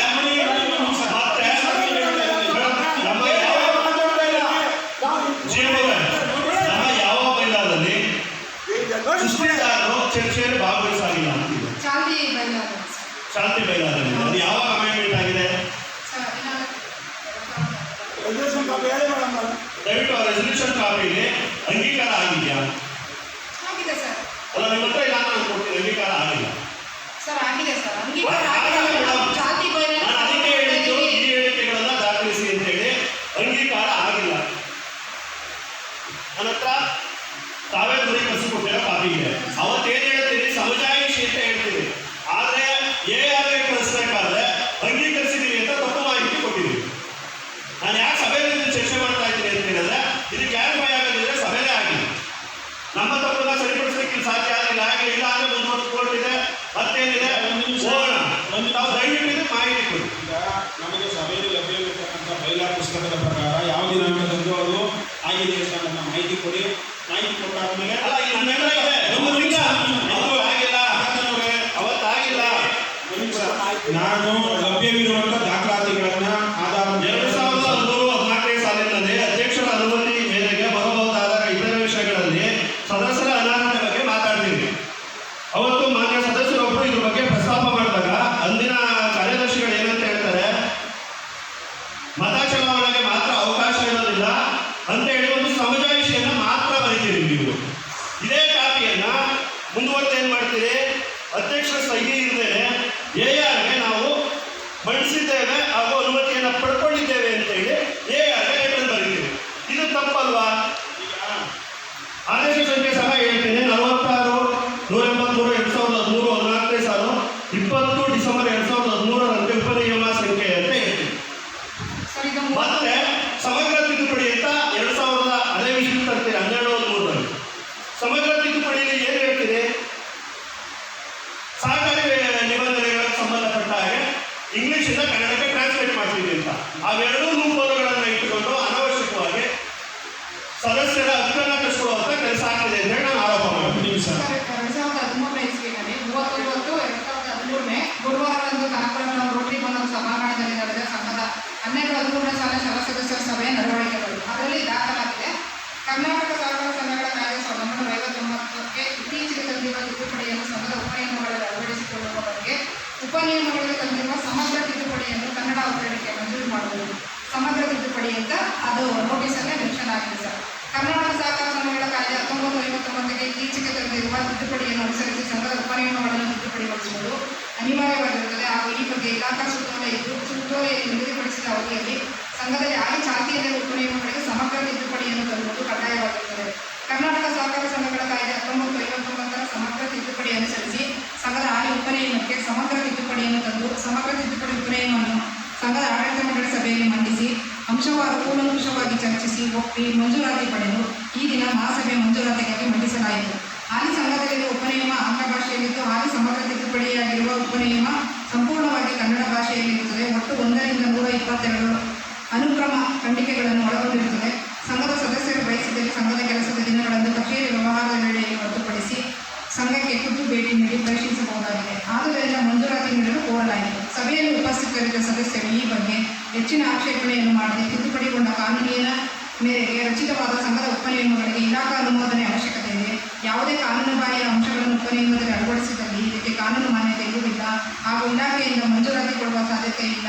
ಆದ್ದರಿಂದ ಈ ಬಗ್ಗೆ ಹೆಚ್ಚುವರಿ ಚರ್ಚೆಗೆ ಅವಕಾಶ ನೀಡದೆ ಸರ್ವಾನುಮತದಿಂದ ಮಂಜೂರಾತಿಯನ್ನು ನೀಡಿದರು. ತಾವು ಕೇಳಿರ್ತಕ್ಕಂಥದ್ದು ತರ್ಜುಮೆ ಮಾಡಲಿಕ್ಕೆ ಸಮಗ್ರ ತಿದ್ದುಪಡಿ ಹೇಳ್ತೀರಿ. ಸಮಗ್ರ ತಿದ್ದುಪಡಿಯಲ್ಲಿ ಅಜೆಂಡಾ ತಂದಿಲ್ಲ, ಇದನ್ನ ಅಜೆಂಡಾದಲ್ಲಿದೆ ಸರ್. 2012-13ನೇ ಸಾಲಿನ ವಾರ್ಷಿಕ ಮಹಾಸಭೆ ಕರ್ನಾಟಕ ಸಹಕಾರಿ ಸಂಘಗಳ ಅಧಿನಿಯಮ 1959ಕ್ಕೆ ಸಂಬಂಧಪಟ್ಟ ಹಾಗೆ ಸಮಗ್ರ ತಿದ್ದುಪಡಿ ಮಾಡ್ತೀನಿ ಅಂತ ಹೇಳ್ತೀವಿ. ಸಭೆಗಳನ್ನು ತರ್ತಾ ಇರೋದು ವಿಷಯ ಸರಿ ಇದೆ. ಹೌದು ಸರ್, ಕಾರ್ಯಸೂಚಿ ಅದನ್ನೇ ಹೇಳ್ತಾ ಇದ್ದೀವಿ. ಸಮಗ್ರ ತಿದ್ದುಪಡಿ ಕಾನೂನು ಕೊಡಬೇಕು ಅಂತ ಹೇಳ್ತೀವಿ. ಈಗ ಅವರು 19ನೇ ನಿಯಮನ ಇಲ್ಲಿ ಹೇಳ್ತಾರೆ. 19ನೇ ನಿಯಮದಲ್ಲಿ ಎಲ್ಲಿದೆ ಸದಸ್ಯರು ಡಿಫಾಲ್ಟ್ ಆದವರು ಮಾತಾಡೋದಿಲ್ಲ ಅಂತ ಎಲ್ಲಿದೆ? ಮತ್ತೆ 20ನೇ ಕಲಂ ಹೇಳ್ತೀನಿ, ಅದರಲ್ಲಾದ್ರೂ ಇದೆಯಾ? 19-20 ಬಗ್ಗೆ ಸ್ಪಷ್ಟೀಕರಣ 12-13ರಲ್ಲಿ ಸರ್ವ ಸದಸ್ಯರ ಸಾಮಾನ್ಯ ಸಭೆಯಲ್ಲಿ ಚರ್ಚಿಸಿ ನಿರ್ಣಯಿಸುವಂತೆ. ಈಗ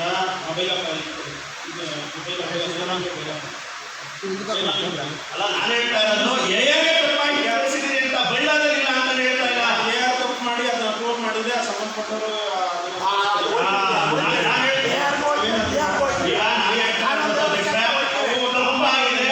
ನಾವು ಮಾಡಿರೋದಲ್ಲ, ನೀವು ಮಾಡಿರೋದಲ್ಲ. ಸರಿಯಾ? ಈಗ ಆಡಳಿತ ಮಂಡಳಿಗೆ ನಮ್ಮ ಸಂಸ್ಥೆ ತಪ್ಪಾಗಿದೆ ಅಂತ ನಾನು ಎಲ್ಲ ದಾಖಲಾತಿಗಳ ಸಮೇತ ಹೇಳ್ತಾ ಇದ್ದೀನಿ. ಸರಿಪಡಿಸ್ಕೊಳ್ಳಿಕ್ಕೆ ಅವಕಾಶ ಇದೆಯಾ ಇಲ್ವಾ? ಚರ್ಚೆ ಮಾಡ್ತೀವಿ. ಕಾನೂನು ತಜ್ಞರ ಜೊತೆ ಚರ್ಚೆ ಮಾಡಿ ಒಂದು ನಿಮಿಷ ಸಮಗ್ರ ತಿದ್ದುಪಡಿನಲ್ಲಿ ಮಾಡಿದಂಥ ಸಂದರ್ಭದಲ್ಲಿ ಈ ಅಂಶವನ್ನು ಸೇರಿಸಿದ್ದಾರೆ. ನಮ್ಮ ಸದಸ್ಯರಿಂದ ಸದಸ್ಯರಿಗೆ ಇದಕ್ಕೆ ಆಕ್ಷೇಪಣೆ ವ್ಯಕ್ತಪಡಿಸಿದ್ದಾರೆ. ಇದ್ರ ಬಗ್ಗೆ ಕಾನೂನು ಸಲಹೆ ಪಡ್ಕೊಂಡು ಅದನ್ನು ಏನು ಇದರಲ್ಲಿ ಕಾನೂನು ತಜ್ಞರ ಸಲಹೆಯನ್ನು ಪಡೆದು ಅದು ತಿದ್ದುಪಡಿ ಮಾಡಬೇಕಾ ಏನು ಮಾಡಬೇಕು ಅನ್ನೋದ್ರ ಬಗ್ಗೆ ಕಾನೂನು ತಿದ್ದುಪಡಿ ಅಲ್ಲ, ತಿದ್ದುಪಡಿ ಆಗಿರೋದೇ ತಪ್ಪು. ಹಾಗಾಗಿ ಕೈ ಬಿಡಬೇಕಷ್ಟೇ, ತಿದ್ದುಪಡಿ ಇಲ್ಲ. ಅದ್ರ ಬಗ್ಗೆ ಕೈ ಬಿಡಬೇಕಾ, ಆಕೆ ವಿರುದ್ಧವಾಗಿದೆಯಾ? ಮತ ಚಲಾವಣೆ ಏನು ಹೇಳುತ್ತೆ? ಕರ್ನಾಟಕ ಸಹಕಾರ ಮತ ಚಲಾವಣೆಗೆ ಅವಕಾಶ ಇಲ್ಲ ಅಂತ, ಚರ್ಚೆಯಲ್ಲಿ ಭಾಗವಹಿಸಾಗಿಲ್ಲ ಅಂತ ಏನೂ ಇಲ್ಲ. ನಮ್ಮದೇ ಅಷ್ಟೇ ಅಲ್ಲ, ಮತ್ತೆ ನಿಮಿಷ ಅಲ್ಲ, ನಾನು ಬೇಡ, ಬೇರೆ ಸಂಸ್ಥೆ ನಮಗೆ ಬೇಡ. ಅದನ್ನು ಹೇಳ್ತೀನಿ. ಸರ್ಕಾರಿ ನಿಯಮ ಏನು ಹೇಳುತ್ತೆ? ಬೇರೆ ಸಂಘ ನಿಯಮ ಬೇಡ, ನಮಗೆ ಬೇರೆ ಬೇಡ. ನಮ್ಮ ಬೈಲಾದಲ್ಲಿ ಇರೋದು ಹೇಳ್ತಾರೆ. ಬೈಲಾ ತಪ್ಪಾಗಿದೆ, ಬೈಲಾ ತಪ್ಪಾಗಿದೆ, ಅದಕ್ಕೆ ಸಂಬಂಧಪಟ್ಟಂತೆ ಕಾನೂನು ಸಲಹೆ ಪಡ್ಕೊಂಡು ಅದನ್ನ ಏನು ತಪ್ಪಾಗಿದೆ, ಬೈಲಾ ತಪ್ಪಾಗಿದೆ. ಬೈಲಾ ತಪ್ಪಾಗಿದೆ ಅಂತ ನಮಗೆ ಸಂಬಂಧಪಟ್ಟಂತ ಇಲಾಖೆ ಅಧಿಕಾರಿಗಳು ಅದಕ್ಕೆ ಸೂಚನೆ ಕೊಡಬೇಕು. ಈ ಬೈಲಾ ತಪ್ಪಿದೆ ಅಂತ ಹೇಳ್ಬಿಟ್ಟು. ಈಗ ಇದನ್ನ ಯಾರು ಮಾಡ್ತಾರೆ? ಇವಾಗ ನಾನು ಮನೆ ಸದಸ್ಯನಾಗಿ ಇಲ್ಲೊಬ್ಬ ಗೌರವದಂತ ಸದಸ್ಯನಾಗಿ ಬಂದಿದ್ದೀನಿ. ಅವ್ರು ಹೇಳಿ ನೀವು ಹೇಳಾಗಿಲ್ಲ ಎಷ್ಟು ಸರಿ? ಈಗ ಅವನಿಗೆ ಕೆಲಸ ಮಾಡಿ ನಮ್ಮ ಸಂಬಂಧಪಟ್ಟ ಇಮಿಡಿಯೇಟ್ ಪ್ರಾಧಿಕಾರ PR ಆಫೀಸ್ ಸಹಕಾರ ಸಂಘಗಳ ಸಹಾಯಕ ನಿಬಂಧಕರ ಕಚೇರಿ ಅಲ್ಲಿಗೆ ನೀವು ದೂರು ಕೊಡಿ. ಅವರು ಅದಕ್ಕೆ ಸಂಬಂಧಪಟ್ಟಂತೆ ಸ್ವತಂತ್ರ ಸಭೆ ಪತ್ರ ಮುಖಾಂತರ ಪತ್ರ ವ್ಯವಹಾರ ಒಂದು ನಿಮಿಷ ಅಲ್ಲಿವರೆಗೂ ದಯವಿಟ್ಟು ನೋಟಿಸ್ ಅಲ್ಲಿ ಈ ರೀತಿ ಮೆನ್ಷನ್ ಮಾಡೋದು ನಮ್ಮ ಒಪ್ಪಂದಿಗೆ ಈ ನಿಯಮ ಚಾಲ್ತಿಯಲ್ಲಿರುತ್ತೋ ಅಲ್ಲಿವರೆಗೂ ಅದನ್ನು ಮುದ್ರಣ ಮಾಡೇ ಮಾಡ್ತೀವಿ. ಇದು ಈ ನಿಯಮ ಉಪನಿಯಮ ತಿದ್ದುಪಡಿ ಬೇಕು ಅಂತಾನೆ ಮಾಡ್ತಾ ಇದ್ದೀರಿ. ಬೇಕು ಅಂತ ಏನು ಮಾಡ್ತಾರೆ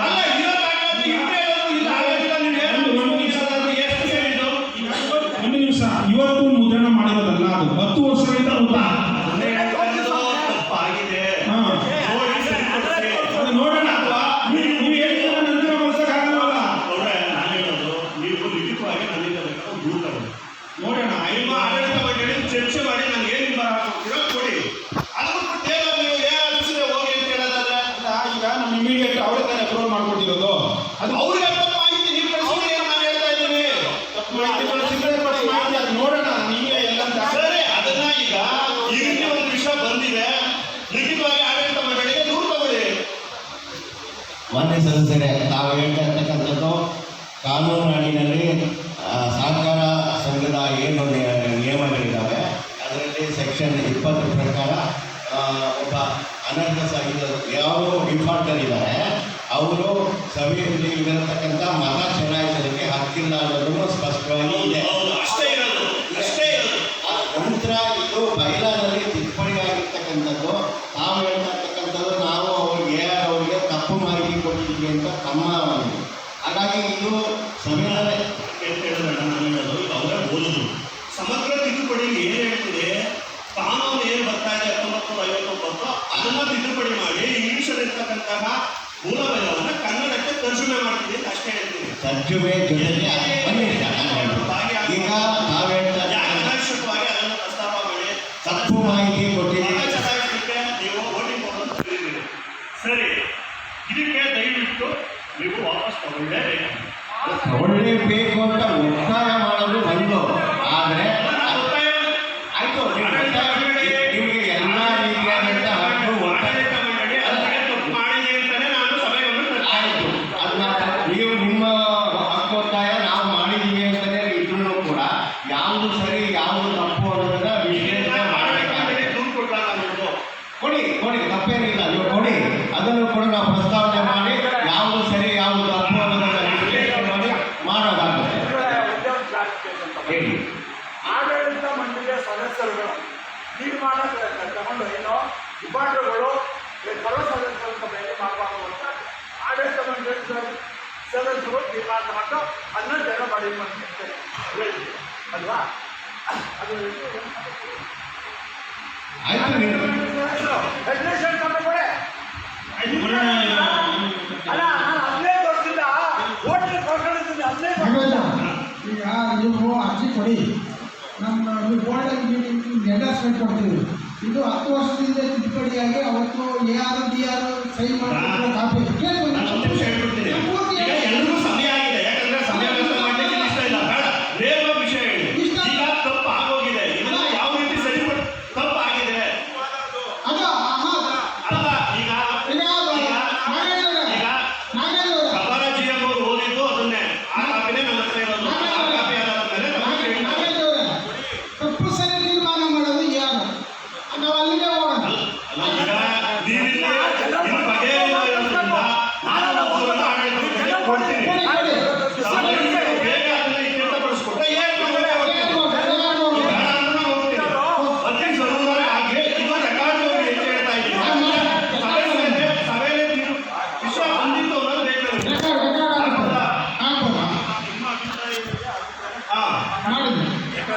ನಿಮ್ಮ ಅಭಿಪ್ರಾಯ ಏನಿದೆ ನೀವು ತಿಳಿಸಿ, ನಮ್ದೇನಿಲ್ಲ. ನನ್ನ ಅಭಿಪ್ರಾಯವನ್ನು ದಾಖಲಿಸಿ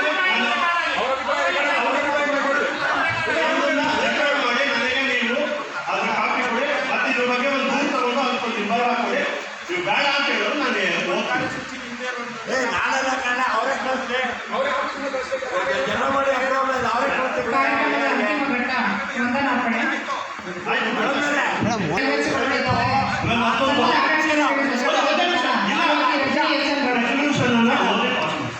ಈಗ ಏನ್ ಬೇಕಾಗಿದೆ ಸಂಕ್ಷಿಪ್ತವಾಗಿ ಮುಗಿಸಿ ಪಾಸ್ ಮಾಡಿ ಕಳಿಸೋಣ.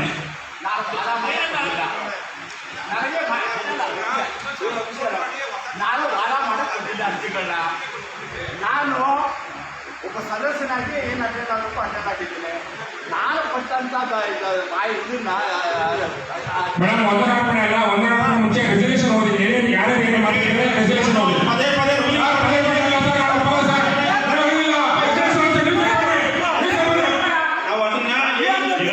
ನಾವು ಅದನ್ನ ಮನವಿ ಮಾಡ್ಕೊಂಡಿದ್ದೀನಿ. ಅದು ಪಾಸ್ ಮಾಡ್ತೀನಿ. ಯಾಕಂದ್ರೆ ಅಲ್ಲಿ ಏನಿರೋದು ನಾನೇ ನೋಡಿದ್ದೀನಿ.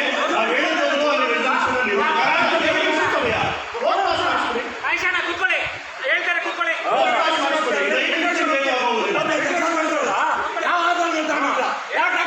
ಅಲ್ಲಿ ನೀವು ಇದು ಮಾಡಿದ್ದೀರ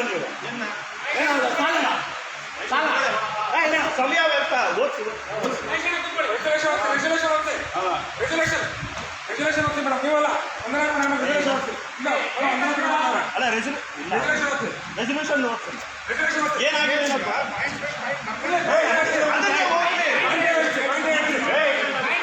ಎಂತ ಇದು ನಾನು ಏನು ಬರ್ಕೊಂಡಿದ್ದೀನಿ ಅದು ಓದ್ಬೇಕು ಸಭೆಗೆ. ನಾನು ಏನು ಬರ್ಕೊಂಡಿದ್ದೆ ಅದು ಸಭೆಗೆ ಹೇಳ್ಬೇಕು. ಸಂಪೂರ್ಣ ಆಗಲ್ಲಪ್ಪ ಈಗ.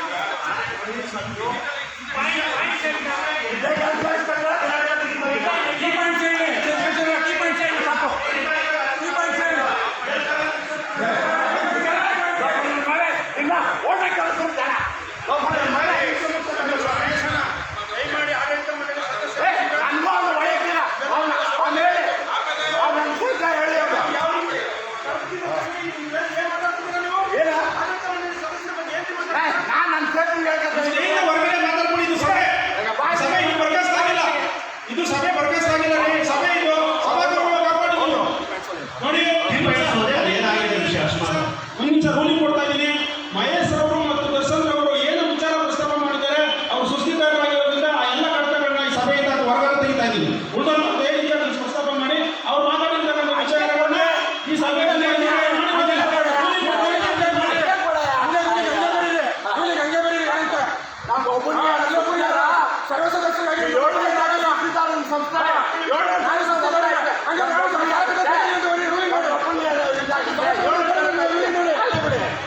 ಅವರು ಓದಿ ಅಂತ ಹೇಳ್ತಿದ್ದಾರೆ. ನೀವು ವಂದನಾರ್ಪಣೆ ಮಾಡಿಸ್ತಾ ಇದ್ದೀರಲ್ಲ ಯಾಕೆ ಅಂತ ಅವ್ರು ಹೇಳ್ತಿದ್ದಾರೆ. ಒಂದು ನಿಮಿಷ ಅವರು ಪ್ರತಿನಿಧಿ ಓದಬೇಕು ಹೇಳ್ತಿದ್ದಾರೆ. ಬೇರೆ ಸಾಲ ತಗೊಂಡಿದ್ದ ಅರ್ಧದಲ್ಲೇ ನಮ್ಮ ಹತ್ತಾಸಿನ ಎಲ್ಲ ಡೈರೆಕ್ಟರು ಸ್ವಲ್ಪ ಗಮನ ಇಟ್ಟು ಸಭೆಗೆ ಗೌರವ ಕೊಡಿ. ಹೇಳಿದ್ರೆ ನಡವಳಿಕೆ ನಡ್ಕೊಳ್ಳಿ.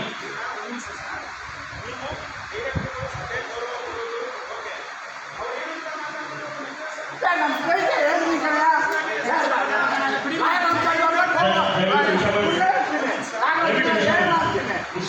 ಹೇಗೆ ಗೊತ್ತು ಸ್ನೇಹ ಹೇಳ್ತೀನಿ ತಪ್ಪೇನಿದೆ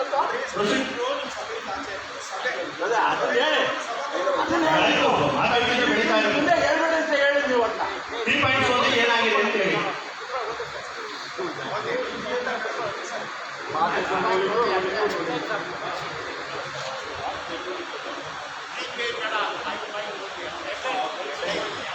ಇಂಪಾರ್ಟೆಂಟ್ ಲಾಸ್ಟ್ ಇಂಪಾರ್ಟೆಂಟ್ ಲೈಫ್ ಕೆಲಸ ಆಗ್ಬೇಕಣ್ಣ. ಅದೇನಿದೆ ಸಾಕೊಡ್ತೀನಿ. ಅವೆಲ್ಲ ಮಹೇಶ್ ಅಣ್ಣ ಅವೆಲ್ಲ ಹೇಳ್ಬೇಡಿ ನೀವು ದಯವಿಟ್ಟು. ಅವೆಲ್ಲ ನೀವು ಏನಿದು ಯಾರು ಹೆಚ್ಚು ಕೊಟ್ಟು ಇಲ್ಲಿ ನಮ್ಮ ಇಟ್ಕೊಂಡಿಲ್ಲ.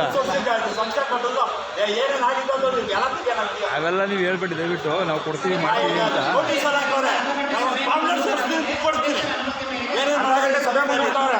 ಅರ್ಧ ಗಂಟೆ ಸಭೆ ಮುಂದೂಡ್ತಾವ್ರೆ.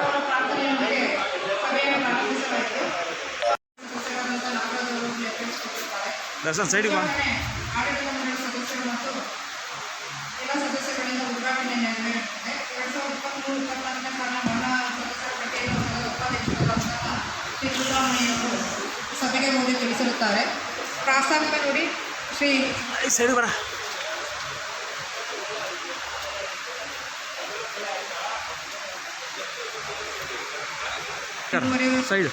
ಮುಂದುವರಿಯಲು ತಿಳಿಸಿದರು. ಸಭಾ ನೋಟಿಸನ್ನು ಲಿಖಿತ ಮೂಲಕ ತಿಳಿಸಬೇಕೆಂದು ತಿಳಿದರು. ಅದಕ್ಕೆ ಸಂಘದ ಅಧ್ಯಕ್ಷರಾದಂಥ ಸಂಜಾಶಿ ಕೊಟ್ಟಿದ್ದಾರೆ. ನರಸಿಂಹಮೂರ್ತಿಯವರು ಷೇರು ಲಾಭಾಂಶ ಹೆಚ್ಚುವರಿ ಕೊಡಬೇಕೆಂದು ವಿನಂತಿಸಿಕೊಂಡಿದ್ದಾರೆ. ಶ್ರೀ ನಂಜಪ್ಪರವರು 2023-24 ಸಾಲಿನ ಆಡಳಿತಾತ್ಮಕ ವೆಚ್ಚಗಳ ಬಗ್ಗೆ ಕೇಳಿದ್ರು. ಅದಕ್ಕೆ ಸಂಘದ ಪ್ರಧಾನ ವ್ಯವಸ್ಥಾಪಕರು ಸಂಜಾಶಿ ನೀಡಿದ್ದಾರೆ. ಶ್ರೀ ಶ್ರೀ KM ರಾಮಕೃಷ್ಣರವರು ಸಂಘ ಸಂಸ್ಥೆಯ ಸಹಕಾರದ ಬಗ್ಗೆ ಈ ಹೇಳಿಕೆ ಬಗ್ಗೆ ಸುಸ್ತಿದಾರರು ಎಂಬ ಪದ ಸಾಮಾನ್ಯ ಸಭೆಯಲ್ಲಿ ಬರಬಾರ್ದಾಗಿತ್ತು ಎಂದು ಪ್ರಶ್ನಿಸಿದರು. ಸಂಸ್ಥೆಯ ಅಭಿವೃದ್ಧಿಗಾಗಿ ಕಾನೂನಿನ ಪ್ರಕಾರ ಏನು ಕ್ರಮ ಕೈಗೊಳ್ಳಬೇಕು? ಸಾಲದ ವಸೂಲಾತಿಗೆ ಸುಸ್ತಿದಾರರಿಗೆ ಸುವ್ಯವಸ್ಥಿತ ರೀತಿಯಲ್ಲಿ ಸಾಲ ಮರುಪಾವತಿಸಿ ಸಂಸ್ಥೆಯ ಏಳಿಗೆಗೆ ಕಾರಣರಾಗಬೇಕೆಂದು ಶ್ರೀ ರಾಮಕೃಷ್ಣರವರು ತಿಳಿಸಿಕೊಟ್ಟಿರ್ತಾರೆ. ಅದಕ್ಕೆ ಸಮಜಾಯಿಷಿ ಆಡಳಿತ ಮಂಡಳಿ ಸದಸ್ಯರಾದಂತಹ ಶ್ರೀ ಎಂ ಶೇಖರ್ ಅವರು ತಿಳಿಸಿದ್ದಾರೆ. ನಾಗಾರ್ಜುನರವರು ನಷ್ಟದ ಬಾಬ್ತು ಈ ಸ್ಟ್ಯಾಂಪ್ ವೆಚ್ಚದ ಬಗ್ಗೆ ಅದನ್ನು ಕೇಳಿದರೆ ಪ್ರಧಾನ ವ್ಯವಸ್ಥಾಪಕರು ಅದಕ್ಕೆ ಸಮಜಾಯಿಷಿ ನೀಡಿದ್ದಾರೆ. ಶ್ರೀ ಜೆ ನಟರಾಜರವರು ಈ ಸ್ಟ್ಯಾಂಪ್ ನೀಡಿಕೆ ಸೇವಾ ಮನೋಭಾವದಿಂದ ನೀಡುತ್ತಿರುವುದು ಎಂದು ಸಮಜಾಯಿಷಿ ನೀಡಿರುತ್ತಾರೆ. ಕಚೇರಿ ನಿರ್ವಹಣಾ ವೆಚ್ಚದ ಬಗ್ಗೆ ಸರಿಯಾದ ಮಾಹಿತಿ ಸಭೆಯ ಪೂರ್ವಾನುಮತಿ ನಮಗೆ ದೊರಕಿಲ್ಲ ಅಂತ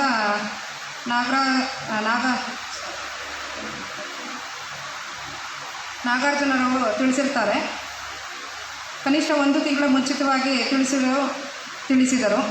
ದೂರವಾಣಿ ವೆಚ್ಚ ಮತ್ತು ಆರ್ಥಿಕ ತಕ್ತಗಳಿಗೆ ಸಂಬಂಧಿಸಿದಂತೆ 2023-24ನೇ ಸಾಲಿನ ಆರ್ಥಿಕ ತಕ್ತಗಳಿಗೆ ಸಂಬಂಧಿಸಿದಂತೆ ಶ್ರೀ DM ಉಚ್ಚೇಗೌಡರವರು 12:39 ನಾವು ನೀಡುವ ಪ್ರಶ್ನೆಗೆ ಯಾವಾಗ ಉತ್ತರ ನೀಡುತ್ತೀರಿ ಎಂದು ಸಮಜಾಯಿಷಿ ನೀಡಿದರು. ಅದಕ್ಕೆ ಆದಾಯ ತೆರಿಗೆ ಮತ್ತು ಹಣವನ್ನು ಪ್ರತ್ಯೇಕವಾಗಿ ಇಟ್ಟಿರುವುದಿಲ್ಲ ಮತ್ತು ಆಪಾದನೆ ನಿಧಿ ಮತ್ತು ಇತರೆ ನಿಧಿಗಳ ಹೂಡಿಕೆಗಳನ್ನು ನೀವು ಪ್ರತ್ಯೇಕವಾಗಿ ಠೇವಣಿಯಾಗಿರಿಸೋದಕ್ಕೆ ಅವರು ಸಲಹೆ ಸೂಚನೆ ಕೊಟ್ಟಿದ್ದಾರೆ. FD 8.5% ನೀಡುತ್ತಿರೋದು ಅದನ್ನು 10% ಮಾಡಿ ಅಂತ ಹೇಳ್ಬಿಟ್ಟು ಅವರು ಸಂಘದ ಸದಸ್ಯರಾದಂಥ ಶ್ರೀ ಉಚ್ಚೇಗೌಡರವರು ಪ್ರಶ್ನೆ ಕೇಳಿರ್ತಾರೆ. ಅದಕ್ಕೆ ಸಮಜಾಯಿಷಿ ಆಡಳಿತ ಮಂಡಳಿ ಸದಸ್ಯರು ನೀಡಿರುತ್ತಾರೆ.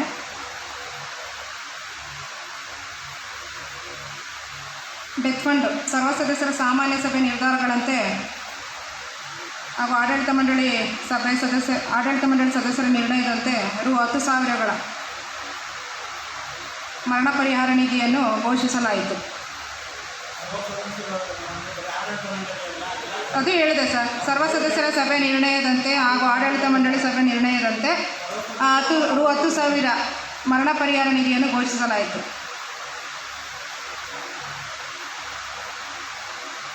ಸದಸ್ಯರು ಯಾವುದೇ ರೀತಿಯ ವ್ಯವಹಾರ ಕೈಗೊಂಡಿಲ್ಲದೆ ಇರುವ ಸದಸ್ಯರಿಗೆ ಯಾವುದೇ ಡೆತ್ ಫಂಡ್ ಮತ್ತು ಶೇರ್ ಡಿವಿಡೆಂಟನ್ನು ಸೌಲಭ್ಯ ನೀಡಬಾರದೆಂದು ಸನ್ಮಾನ್ಯ ಉಚ್ಚೇಗೌಡರು ಸಭೆಯಲ್ಲಿ ತಿಳಿಸಿರ್ತಾರೆ. ಅಧ್ಯಕ್ಷರು ಅನರ್ಹ ಸದಸ್ಯರು ಈ ಸಭೆಯಲ್ಲಿ ಸಮ್ಮತಿ ಸೂಚಿಸಿದ ತೀರ್ಮಾನ ಕೈಗೊಳ್ಳುತ್ತೇವೆ ಎಂದು ತಿಳಿಸಿದರು. ಸಮಜಾಯಿಷಿ ನೀಡುತ್ತಾರೆ. ನಾಗಾರ್ಜುನರವರು ಡೆತ್ ಫಂಡ್ ಕಳೆದ ವರ್ಷ 3,000 ಮತ್ತು 5,000ಗಳನ್ನು ಸಭೆಯಲ್ಲಿ ಚರ್ಚಿಸಿದರೆ ಆದಾಗ್ಯೂ ನೀವು ಡೆತ್ ಫಂಡ್ 10,000 ಆಗಬೇಕಾಗಿ ತಿಳಿಸಿರ್ತಾರೆ. ಅಧ್ಯಕ್ಷರು ಚಂದ ಹಣದ ಬಗ್ಗೆ ತಿಳಿಸಿದರು. ಅಂದರೆ ಸದಸ್ಯರು ಚಂದ ಹಣ ಪಾವತಿಸಿಲ್ಲ, ಯಾವ ಸದಸ್ಯರಿಂದ ಚಂದ ಪಾವತಿಸಿಲ್ಲ ಎಂದು ತಿಳಿಸಿ ಸಮಜಾಯಿಷಿ ನೀಡಿರುತ್ತಾರೆ ಅಧ್ಯಕ್ಷರು.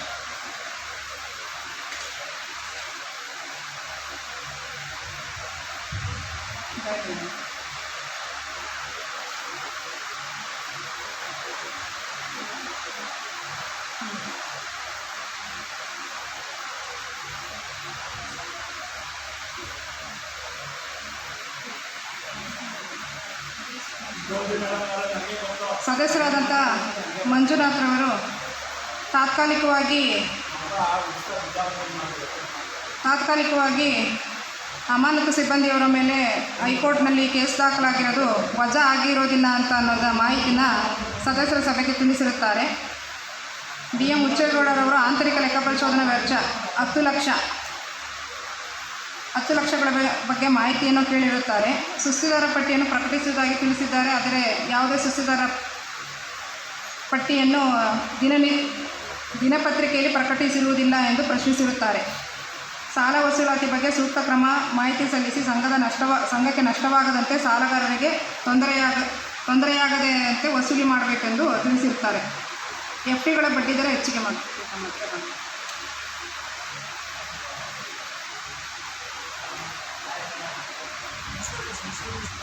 ಹಾಂ ಸರ್. ಶ್ರೀ ಆನಂದರಾಜು P.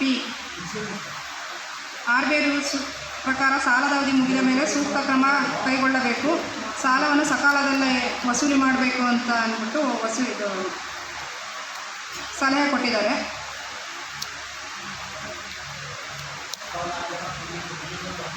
ಸುಸ್ತಿದಾರ ಪಟ್ಟಿಯನ್ನು ಬಹಿರಂಗಪಡಿಸುವುದು ಸಂಘದ ಸದಸ್ಯರಾದಂತಹ ಕಾಶಿ ಪದೀರವರು ಅವ್ಯವಹಾರದ ಹಣವನ್ನು ಪಾವತಿಯ ಬಗ್ಗೆ ಅವಕಾಶ ನೀಡಬೇಕೆಂದು ಆಡಳಿತ ಮಂಡಳಿ ಸದಸ್ಯರನ್ನು ವಿನಂತಿಸಿಕೊಂಡಿರುತ್ತಾರೆ. ಪ್ರಶ್ನೋತ್ತರಗಳಿಗೆ ಮೊದಲು ಆದ್ಯತೆ ನೀಡಬೇಕಾಗಿ ವಿನಂತಿ. ಮುಂದಿನ ವರ್ಷಗಳಲ್ಲಿ ಸದರಿ ಅವ್ಯವಹಾರದ ಮೊತ್ತವನ್ನು ವಸೂಲಾತಿ ಮಾಡಲು ಮುಂದಿನ ಕಾನೂನು ಕ್ರಮ ಕೈಗೊಳ್ಳಲು ಸಂಘದ ಅಧ್ಯಕ್ಷರು ಸಮಜಾಯಿಷಿ ನೀಡಿರುತ್ತಾರೆ. ಕೆ ಬಿ ನಾಗರಾಜರವರು ಹೆಚ್ಚುವರಿ ಬಡ್ಡಿದರದ ಬಗ್ಗೆ ಸಮಜಾಯಿಷಿ ಕೇಳಿ ಮತ್ತು ಸಂಘದ ಪ್ರಗತಿಯಲ್ಲಿ ಪ್ರಾರಂಭಿಕ ಹಂತದಲ್ಲಿ ಹೆಚ್ಚು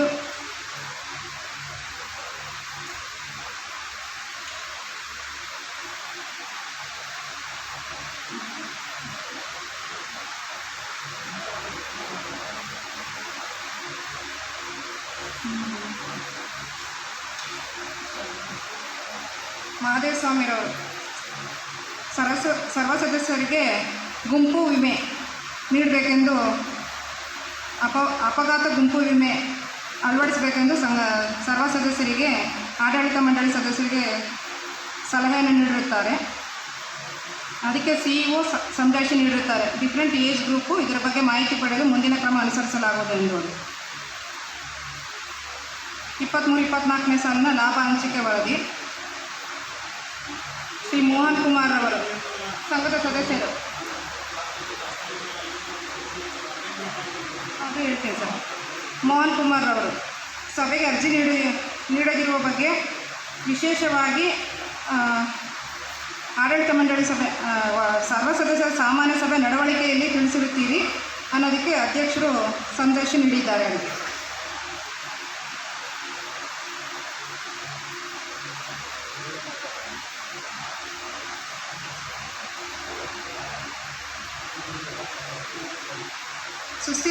ನಾಗಾರ್ಜುನರವರು ಸುಸ್ತಿದಾರರ ಪಟ್ಟಿಯಲ್ಲಿರುವ ಬೈಲಾ ಪ್ರಕಾರ ನೋಟಿಸ್ ನೀಡಿದ್ದೇವೆ. ಆದರೂ ಸುಸ್ತಿದಾರರು 2014ರಲ್ಲಿ ಅಂಗೀಕಾರವಾಗಿಲ್ಲ ಎಂದು ತಿಳಿಸಿರುತ್ತಾರೆ ಎಂದು ಬೈಲಾ ತಿದ್ದುಪಡಿ ಸಮಗ್ರ ತಿದ್ದುಪಡಿಯಾಗಿಲ್ಲ 2014ರಲ್ಲಿ ಅನ್ನೋ ವಿಷಯನ ನಾಗಾರ್ಜುನರವರು ತಿಳಿಸಿರುತ್ತಾರೆ. ಮುಂದಿನ ಕ್ರಮವಾಗಿ ಸಹಕಾರ ಸಂಘಗಳ ಸಹಾಯಕ ನಿಬಂಧಕರ ಕಚೇರಿಗೆ ಮುಂದಿನ ಪತ್ರ ವ್ಯವಹಾರ ನಿರ್ವಹಿಸಿ ಇದರ ಬಗ್ಗೆ ಕ್ರಮ ಕೈಗೊಳ್ಳಲಾಗುವುದು ಎಂದು ಆಡಳಿತ ಮಂಡಳಿ ಸದಸ್ಯರು ಸಮಜಾಯಿಷಿ ನೀಡಿರುತ್ತಾರೆ. ಯಾಕೆ ಅಂತ ಕೇಳಿದೆ ಅಂದರೆ ಇದೇ ಸಮಸ್ಯೆ. ನಾನು ಹೇಳಿದ್ದು ಸುಸ್ತಿದಾರರಿಗೆ ವಿಷಯ ಪ್ರಸ್ತಾಪ ಮಾಡಿ ಹೇಳಿ ಅವರು ಸಮಗ್ರವಾಗಿ ಬೈಲಾ ತಿದ್ದುಪಡಿ ಆಗಿಲ್ಲ ಅಂತ ಹೇಳಿ ಬರೆದ ನಿರಾವಣೆ ನಾಳೆ ನನಗೆ ಇಬ್ಬರ ಏನಂತ ಕೊಡ್ತೀವಿ ಅಲ್ಲ ನಿಮ್ಮ ಗಮನಕ್ಕೆ ಇರಲಿ. ನಾಳೆ ಬರೀಬೇಕಾದ್ರೆ ನೀವು ಕೇಳ್ತಾ ಇರೋ ಪ್ರಶ್ನೆ ಏನಂದರೆ ಸುಸ್ತಿದಾರರಿಗೆ ಚರ್ಚೆಗೆ ಅವಕಾಶ ಇಲ್ಲ ಅನ್ನೋದು ಸೇರ್ಪಡೆಗೊಳಿಸಿರೋದು ಕಾನೂನು ಬಾಹಿರ ಅಂತ. ಕಾನೂನು ಬಾಹಿರ ಜೊತೆಗೆ ಬೈಲಾದಲ್ಲಿ ಸರ್ವ ಸದಸ್ಯರ ಅನುಮತಿಯೊಂದಿಗೆ ತಿದ್ದುಪಡಿ ಮಾಡ್ಕೊಂಡಿದ್ದೇವೆ ಅಂತ ಹೇಳಿ ಮೆನ್ಷನ್ ಮಾಡಿದ್ದೀವಿ ಅಂತ ಹೇಳಿದ್ರಿ. ಅದಿಲ್ಲ ಅಂತ ನನ್ನ ವಾದ. ಅದನ್ನ ಸೇರ್ಪಡೆ ಮಾಡಿ ಅಂತ ಹೇಳಿ ಪಾಸ್ ಆಗಿರೋದ್ರ ಬಗ್ಗೆ ಹೇಳ್ತಾ ಇದ್ದೀರಿ ಆಗಿಲ್ಲ ಅಂತ ಹೇಳಿ. ಅದಕ್ಕೆ ನಿಮ್ಮ ದೂರ ಏನಿದೆ ನಿಮ್ಮ ದೂರನ್ನು ರೆಕಾರ್ಡ್ ಮಾಡ್ಕೊಳ್ಳಿ. ಅವರೇನಿದೆ ಆ ದೂರನ್ನ ಒರಿಜಿನಲ್ ಪ್ರತಿ ಕೊಟ್ಟಿಲ್ಲ, ಡೂಪ್ಲಿಕೇಟ್ ಪ್ರತಿ ಕೊಟ್ಟಿದ್ದಾರೆ ಅಂತ ಅವ್ರ ದೂರು. ಮತ್ತೆ ತಪ್ಪಿಸ್ತಾ ಇದ್ದೀರಲ್ಲ. ಇನ್ನೇನು ನಾನು ಹೇಳ್ತಾ ಇರೋದು ಯಾವುದು ಅಲ್ಲ, ಬೆಳಗ್ಗೆ ಕೊಡ್ತೀನಿ ಅಂತ ಹೇಳಿದೆ, ನಾಳೆ ಕೊಡ್ತೀನಿ. ಸಂಬಂಧಪಟ್ಟಂತ ನಾಗಾರ್ಜುನ ಅವರ ದೂರನ್ನು ಪರಿಗಣಿಸಿ ಮುಂದಿನ ಕ್ರಮ ಅನುಸರಿಸ್ತಾರೆ. ಅವ್ರು ಏನು ದೂರು ಕೊಡ್ತಾರೋ ಆ ದೂರಿನ ಮೇಲೆ ಮುಂದಿನ ಕಾನೂನು ಕ್ರಮ ಅನುಸರಿಸೋದು ಅಂತ ತೀರ್ಮಾನಿಸಲಾಯಿತು ಅಂತ.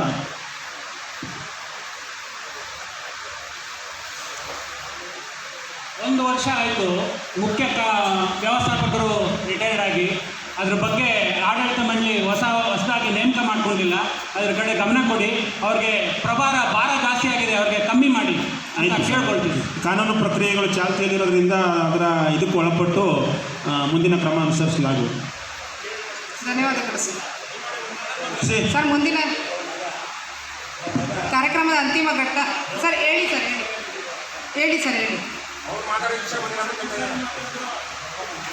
ಸರ್ ಇದೆ ಸಾಲ ವಸೂಲಾತಿ ಬಗ್ಗೆ ಕೇಳಿದ್ವಲ್ಲ 1984 ಇಯರ್ ವೈಸು